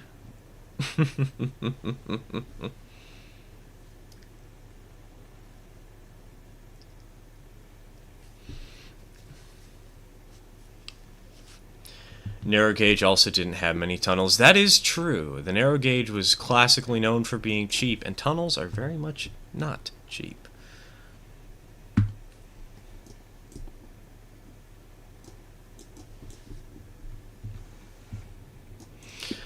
Speaking of which, there will be no tunnels in the ON30 layout I'm working on. Not that I really have the space to fit one in, but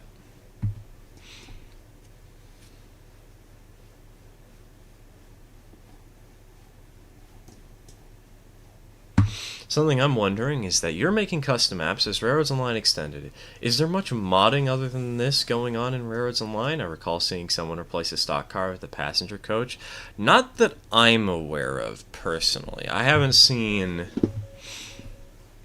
anything more.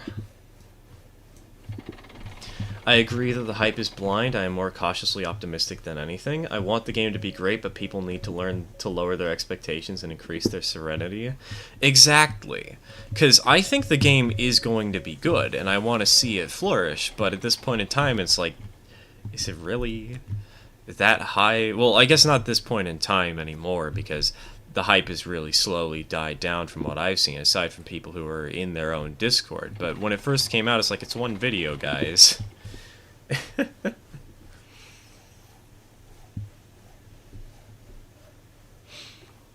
But for modding, I don't know if there's really any modding community outside of these custom maps and Railroads Online Extended.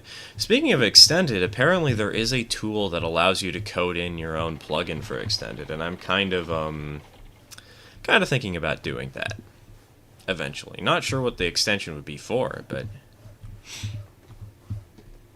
Windows 11 equals bad. I think that is just a constant truth, Jay. It's been true for years. Also, welcome to the stream. Welcome to the stream. Imagine how funny, confusing, and depressing it would be if they added all of the features that were promised or teased for Railroads Online before Railroads Online actually added them. I'm honestly willing to bet that's gonna happen, man. I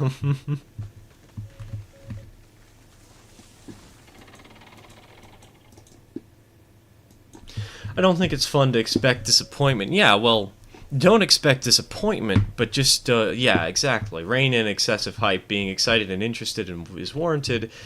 Expecting a new game to cure cancer and aging is not. Exactly, exactly. That's the attitude I try and keep about it, though I definitely have been tainted by so many people telling me that it's going to be the best thing ever, and that the fact that I don't believe it immediately that it's going to be the best thing ever means that I'm a horrible person, that I need to be corrected. What about a hill for the ON30 layout? No. I'm not building a gradient, which is going to make my life even harder than it already is. I'm an amateur model railroader. I'm no expert. I'm not pushing myself to the limit with that.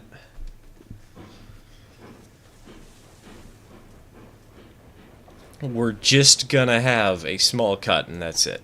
No grades.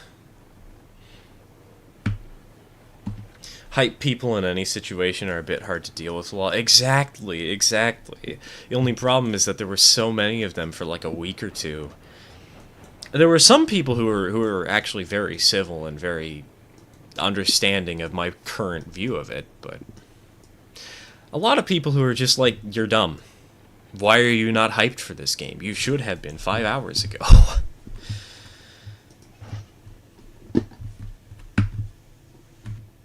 Oh, I'm an idiot. I should have turned on a handbrake. Okay, handbrake on. We'll unpin this. We'll get it. You don't have to do the crazy 12% hill I'm making. Dak, I don't care if it's 0.5%. I don't care if it's 100%. I'm not doing a hill. It's more effort for something that doesn't really add enough to the layout for its size. And I'm trying to build a modular-ish layout, not one that's sectional, and adding in those hills would make it very hard to keep it modular.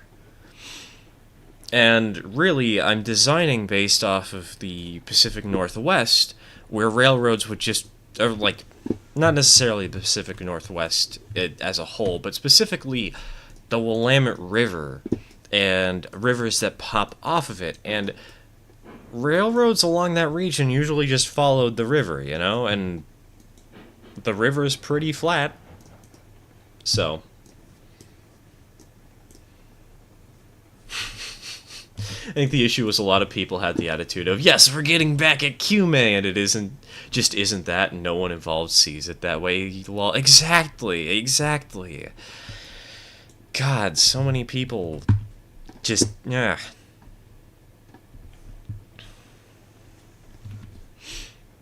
As though I do know a couple of people have, like, claimed that. But no, that's not what it's for. It's just its own train game, and it's gonna be cool when it comes out, and I'm hopeful that it's going to turn out good, but blah.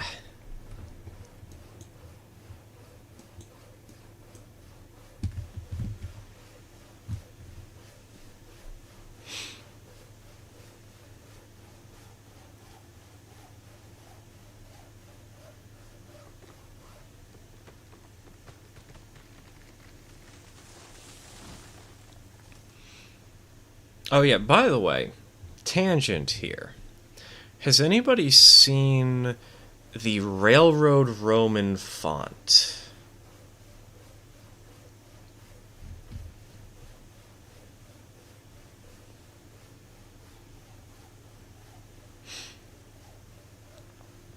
And does anybody know the rights for usage of the Railroad Roman font? Because I'm trying to figure that out.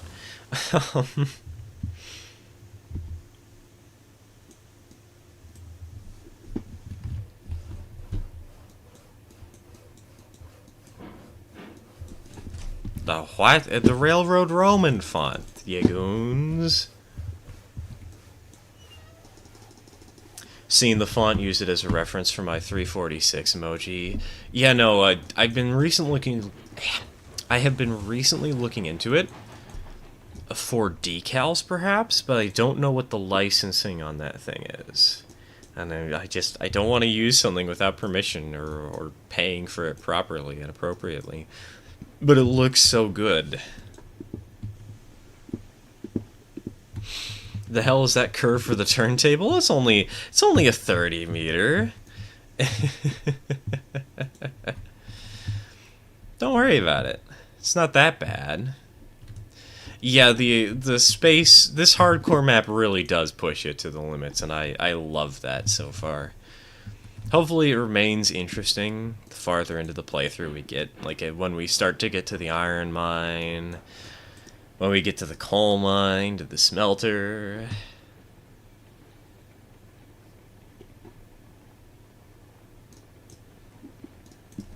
Think it's unofficial, don't know if that helps. I mean, it might. The one website I saw it on said basically, hey, we don't know if everything we host here is free use, but it should be under all circumstances.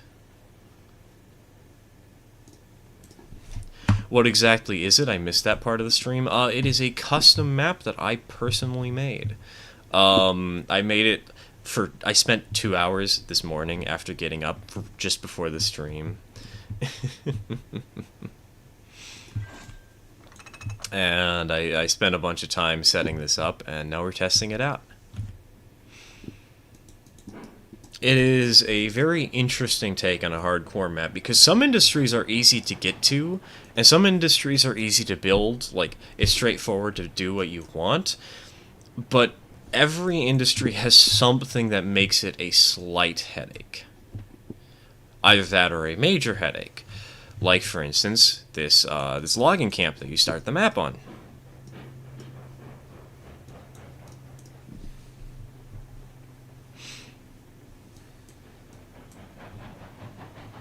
You still have a handbrake set on one of the log cars? Oh, I know. I'm running the caboose around the cars, though. For my link, all rights reserved. Permission to use this font is granted for non-commercial, non-profit, private, personal, and/or etc. purposes only. Commercial uses of this font is prohibited. I wonder then where that would fall for what I'm doing with the decals on the ON30 layout. Because it's sort of private use, but at the same time, I'm trying to use it in a sort of monetary way.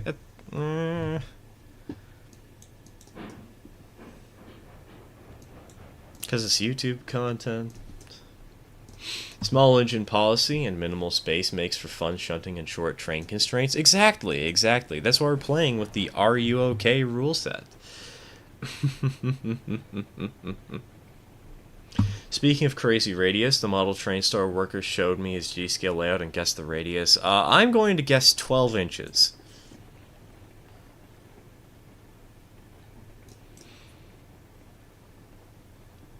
Also, I guess I should show off where the industries all are again. Hold on.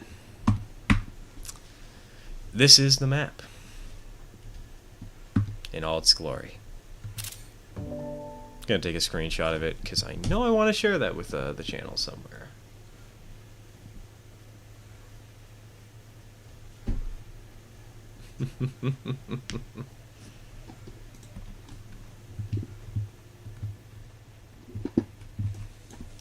I imagine it would be like wearing a Pepsi shirt in a YouTube video. Can Pepsi go after you for monetizing said video? You know, true.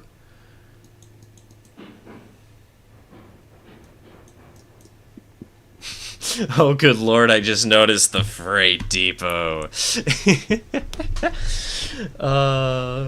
It's physically possible. I'm pretty certain you're gonna need a sky bridge to get there, but it is physically possible to get there.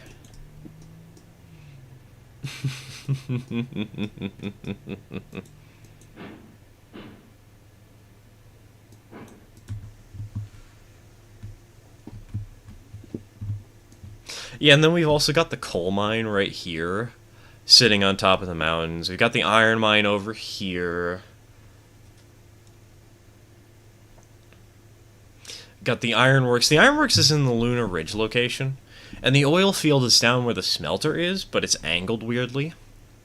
The refinery is in an alcove that's kind of tricky to get into, so it really forces you to do switching because of just how tight it is back there.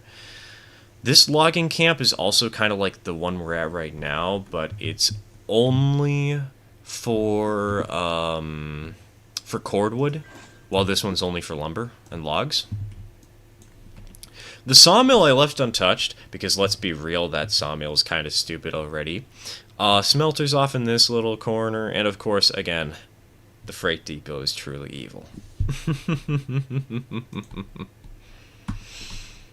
Okay, let's go ahead and hit this last handbrake.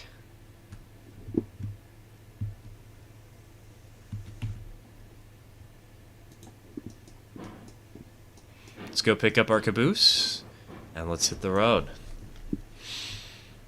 Hey man, first time catching you live. Welcome, Jesse. Welcome to the stream. Just started playing on the Central Atlantic and Union map. Nice. That's always a fun one to play, especially solo. It's great to do the mixed freight.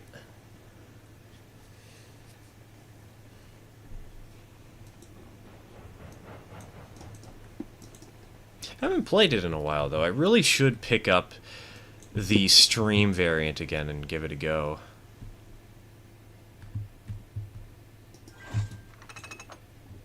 Alright. It's time for another downhill run, baby. Let's roll.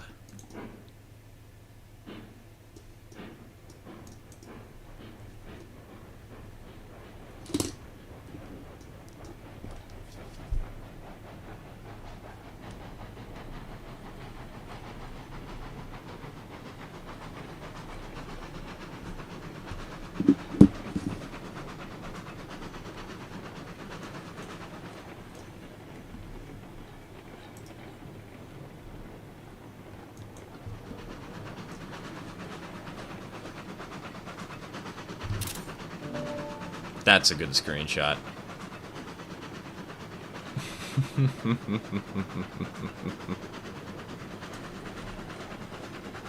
I'm very happy with that one.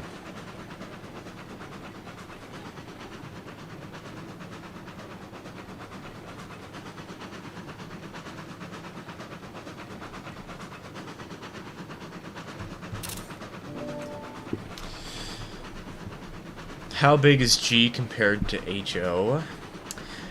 I know HO well. See, G scale is 1 to 23 or 1 to 27, somewhere in that range. I don't remember the exacts.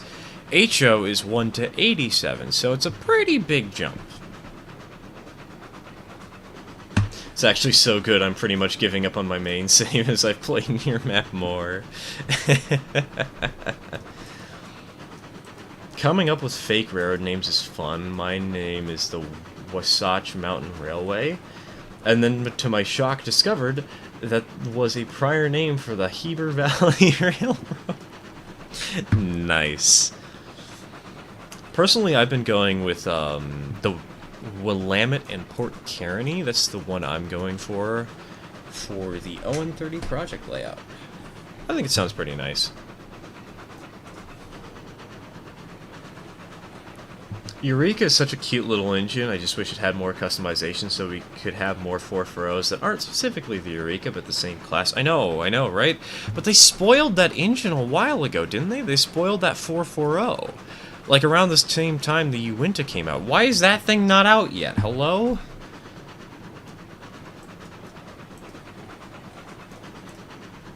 So G is to O as O is to HO. Exactly.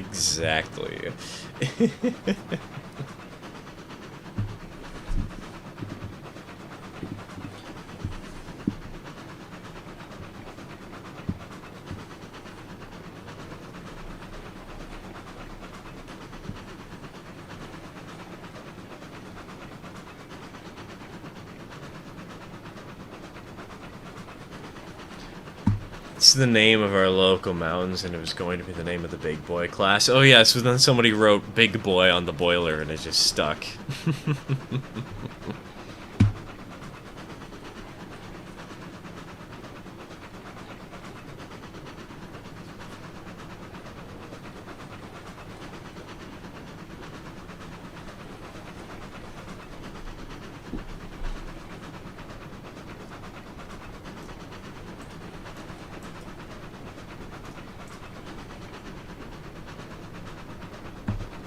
Eureka is my oh, you're right, Cat is gone. I forgot to take off the camera a long time ago.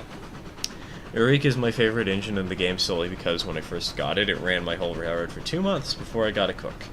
This was when there were only 7 locos in the game. I think, what were the locos when I joined? There were there was Betsy, there was the other Porter, there was the Eureka, the Cook, Class 70, Climax, and Heisler. Yeah, so there were 7 in the game when I joined and first started playing, and I liked the Cook the most, just because it looked good. You know, it was a nice mogul. And it had a nice, simple black paint job. It looked a little bit different. And it had a good amount of power. Eureka is also surprisingly powerful. Did 3 empty hoppers up a 4% grade with no problem. See, before they did the physics update, I was able to haul 21 cars with a 99% load, plus a caboose, 20 cars of logs, or 21 cars of logs, and all that up a 2% grade with the Eureka without slowing down all that much. It was glorious. And if I recorded that, I would have been able to flex on Khan very, very much.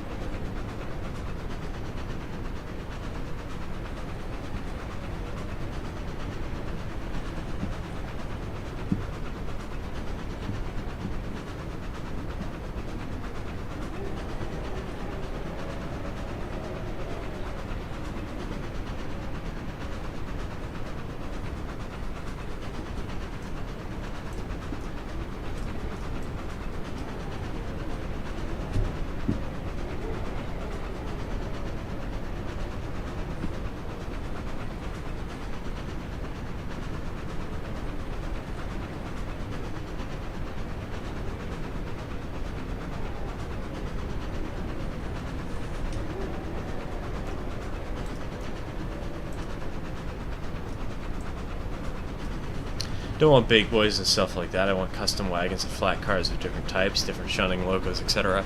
Well, the problem is when you give a community the creativity and freedom to do what they want, people are just going to make really unbalanced locomotives like a narrow gauge big boy.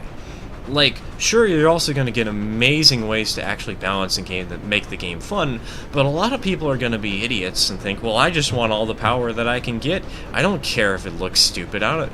And then, because they have all the power in the world, the game becomes less fun. And because it looks weird, the game becomes less fun, and it sort of just shoots themselves in the foot for a meme that should have lasted like 20 seconds, you know?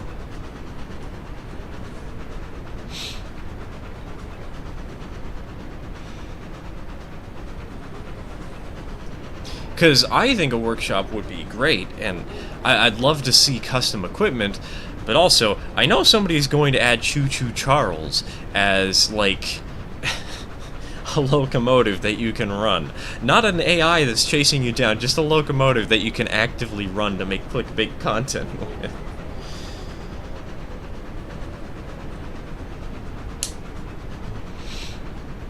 The Cook is another engine I have a soft spot for because it was the first locomotive I ran in multiplayer. Unfortunately, the friend I ran it with never played the game after that one session. Oof. I mean, hey, didn't somebody say that they were gonna be doing a session in a little bit once the stream was over? I usually go from Betsy to Eureka to Glenbrook to Ruby Basin. See, I've gotten so used to playing with the Steel Pegasus rule set that I'd never get anything more powerful than a Cook Mobile. So, I haven't really played with any of those stronger engines yet. I don't really play with the Eureka much, because, like, it's so bad. Game design is very underrated. You can make art, you can code, but design is just as important to make it fun. I was planning on going into game design for a while. See, I've already gone into game design, because again, I helped with Railroot for a while until the devs kind of just ignored all the stuff I was telling them about how to make the game better. But I've also done some game design. I actually have a card game that I worked on for a while. I haven't published it yet. It needs art before it can be released, and I think it needs a little more playtesting just to make sure that everything is smooth. I've played Magic the Gathering for a super long time, so I kind of understand the inherent game design there to some degree. But I took a game theory class in high school with a teacher. I've mentioned this before, but with a teacher who apparently worked for Wizards of the Coast occasionally, and like gave out lectures. And took like 2-week vacations off of school and just went off on a cruise somewhere to tell some people how to design games good.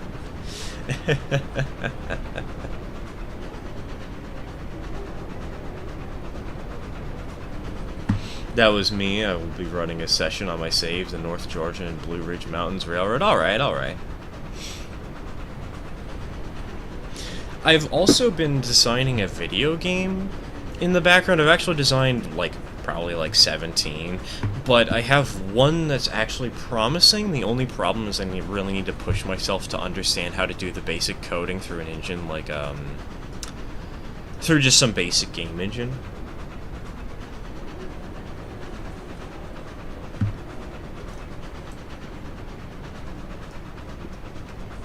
By the way, Stir, I'm going to order those HO scale trucks for Fly's 3D printed cars sometime early next week. They will take a month to show up. Dak, I've kind of already ordered trucks and parts to repair cars and make them work. The brake wheels have already arrived, for instance. We've got couplers from my father's shop. We've got trucks from my father's shop.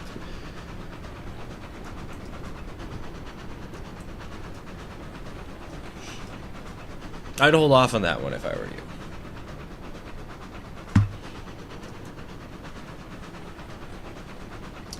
Got to college and realized game design probably wasn't my preferred career. Want to be an author instead, with randomly shoehorned in scenes with trains? I mean, the funny thing is I'm the other way around. I've got to college and I'm realizing I want to be a game designer, even though I've got talents as an author. Like, very clear talents as an author. And I love storytelling, don't get me wrong, and I love doing it, but... How many trucks do you got? I think you need 10. Dak, I'm pretty certain I've got, like, 25 pairs. I am 100% covered on this project, along with plenty of future ones. Including the Shorty Combine that we're eventually gonna do. So that hasn't arrived yet, obviously, but we'll get that sorted out. It's already been sorted out, mostly.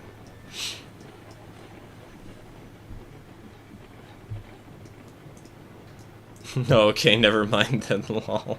Exactly. And we will need to get more brake wheels, but the fact is, another thing is, with these parts in particular, my father gets a good discount on them because of the store he works at. He gets a 25% discount on most new items. I might have accidentally just wasted a bunch of our logs. Okay, it doesn't look like I did. I think we're okay.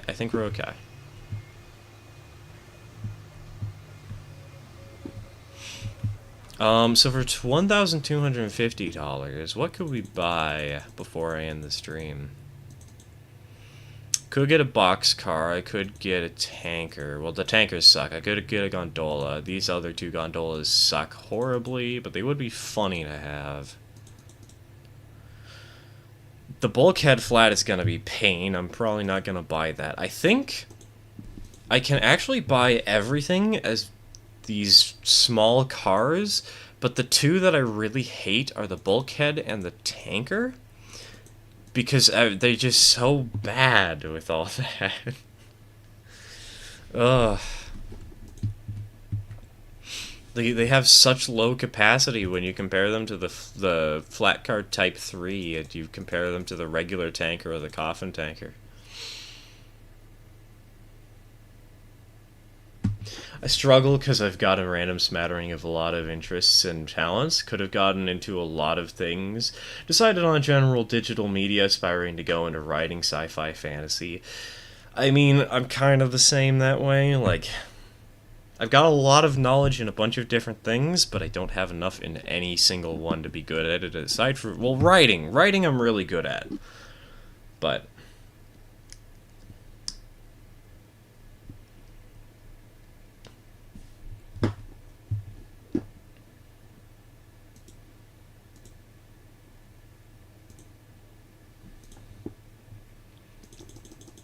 You know what, hold on. I want to do some calculations here.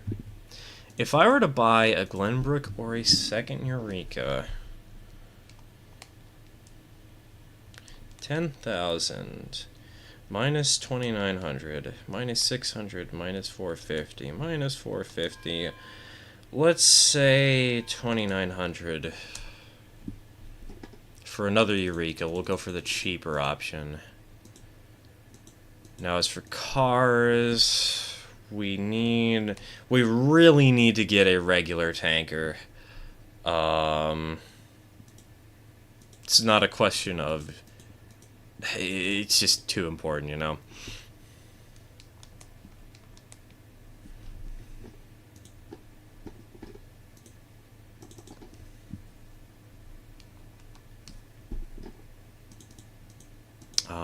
Then we want to get one of these. Okay, we would...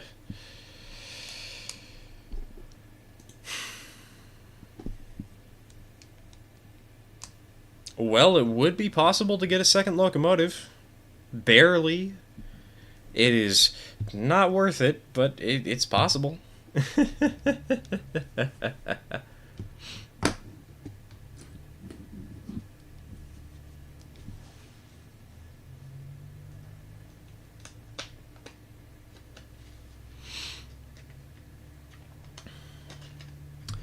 Thought about going into YouTube myself, but have not really known what I'd even do to find a niche. Yeah, finding a niche is the hardest part about YouTube, honestly, and keeping it and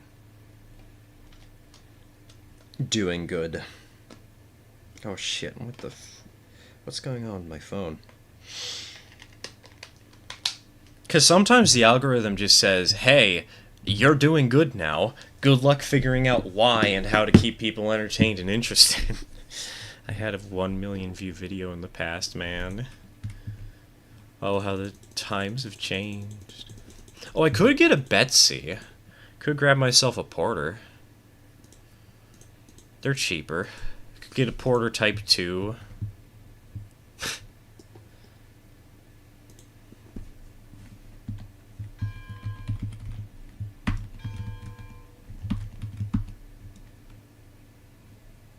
Okay, so that's too long to do without doing studio. Okay, okay.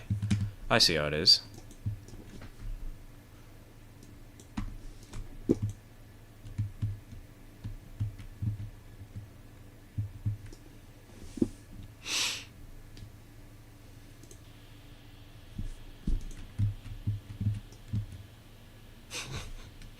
DM you after the stream. Oh yeah, that's right. I haven't actually responded or continued giving comments on your story, have I, TK? It's my bad. That's my bad.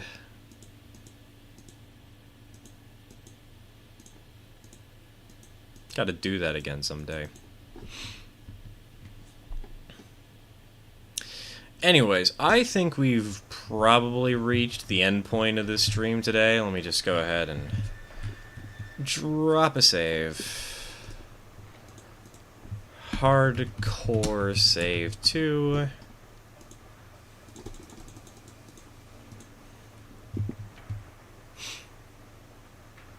This has actually kind of reinvigorated my interest in the game.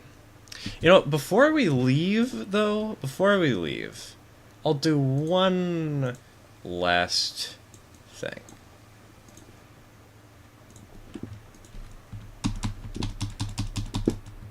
I'm going to cheat. And I figure I should show you guys where the industries are, just so you guys can see how it looks.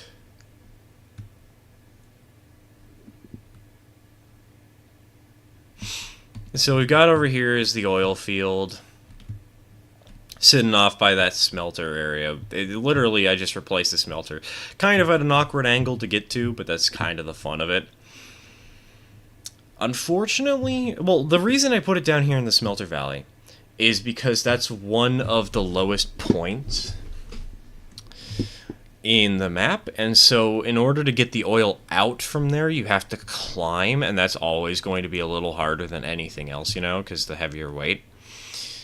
Unfortunately, the refinery isn't too high up off the ground. Oh, and I also seem to have forgotten to remove the trees around it. Oh, no, I didn't. Never mind. But yeah, here's the refinery. It's kind of in a horrid location. There's barely any room to spot cars.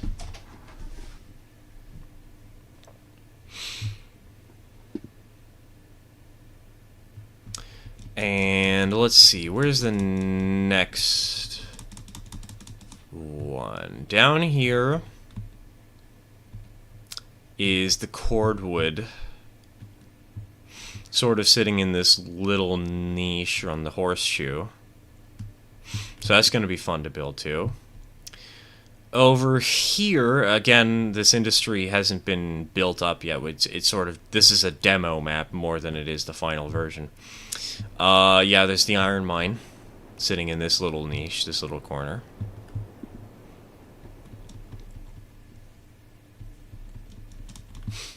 The refinery is already bad enough just because of the way the platforms are. Oh, don't worry. It's worse on this map. Over here is the ironworks. It's a little worse than Lunar Ridge, but not by much. It's basically the same as Lunar Ridge, not really much to show.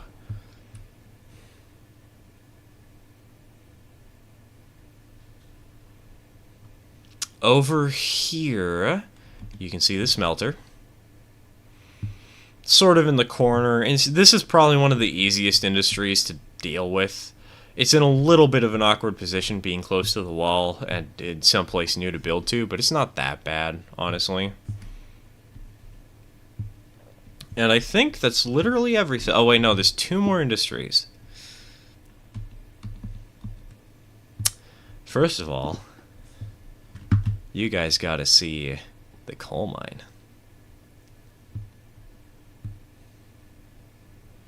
So here's the coal mine. in all its glory, so high up above the ground.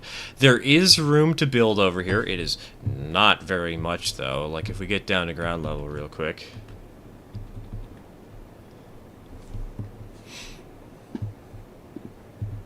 You'll see that the space up here is actually surprisingly flat.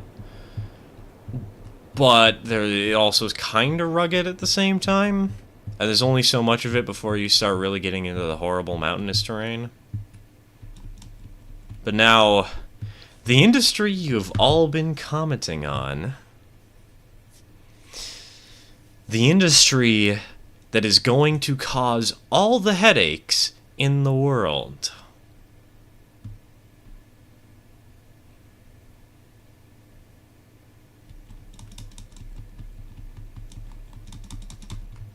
The freight depot.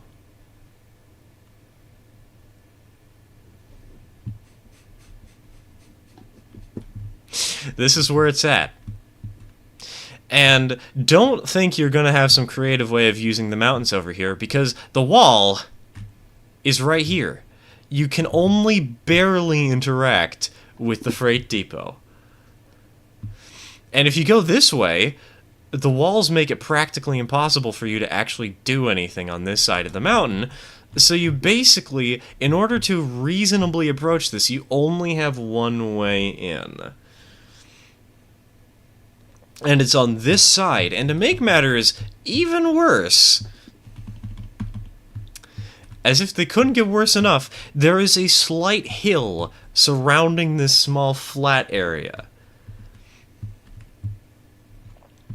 And that small hill is basically blockading the entire thing because the wall flanks it.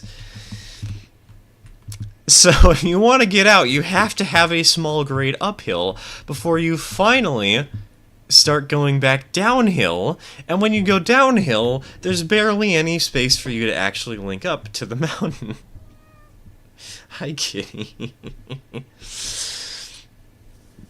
Yeah, so if anybody ever doubts that this is a hardcore map, the freight depot is the hardcore element. I mean, everything else is kind of hardcore, but nothing is truly, like, evil, but it's glorious.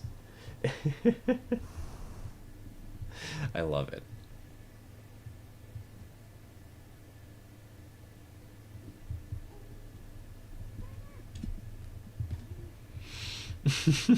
"10% switchbacks to the freight depot will be a fun challenge." Exactly! Because at this rate, that's probably what we're going to need to do. It's not okay. Nope, kitty, I don't want you over there. It's going to be beautiful. As if the coal mine wasn't bad enough with its current position. All the way down here. Like, how on earth are you ever going to make it on top of this mountain, you know? How are you going to make it over here? And the logging camp, I know we did the logging camp today, so it might seem a little easier than normal, but, I mean,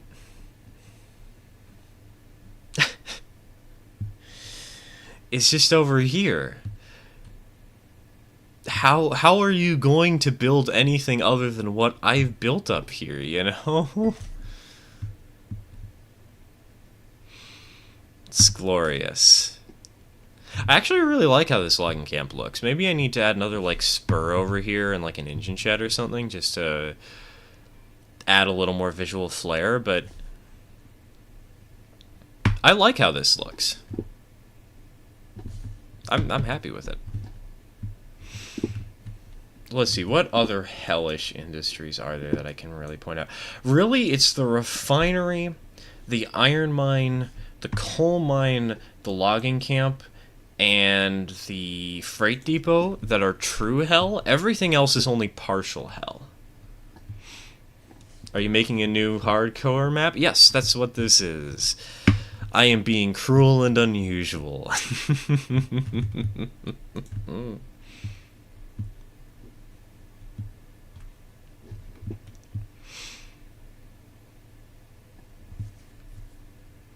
This is gonna be so much fun to do when the map is finished, or maybe, you know, maybe I need to have a Ko-Fi sub or supporter map where I let anybody play on this. But, well, not this copy of the world, but this custom map, you know? So let anybody try it out and experiment and tell me how good or bad it is. That would be a fun way to torment my subscribers. But it could also be a fun way to get another community save running.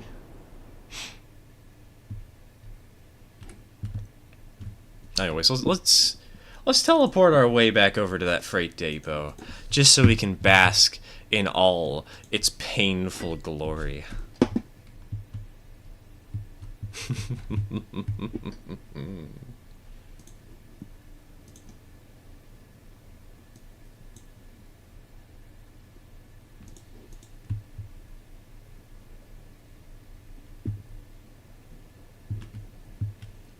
Also, this is the farthest you can walk. Wait, hold on. I actually need to check and make sure that you can actually access the entirety of this, Oh, no. Oh, you can totally access the entirety of the platform. No community save on this? Oh, Dak, you are sorely mistaken. No public community save, maybe, but... I'm really tempted to actually just get a regular community save going for Ko-Fi subs.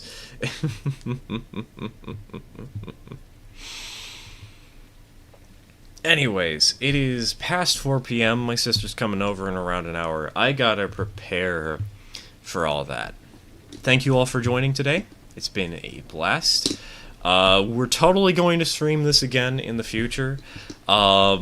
Probably not on Sunday. I think I have to do an op session on Sunday. But it's been fun. I hope y'all have been enjoying how things look so far. And I'll see y'all around.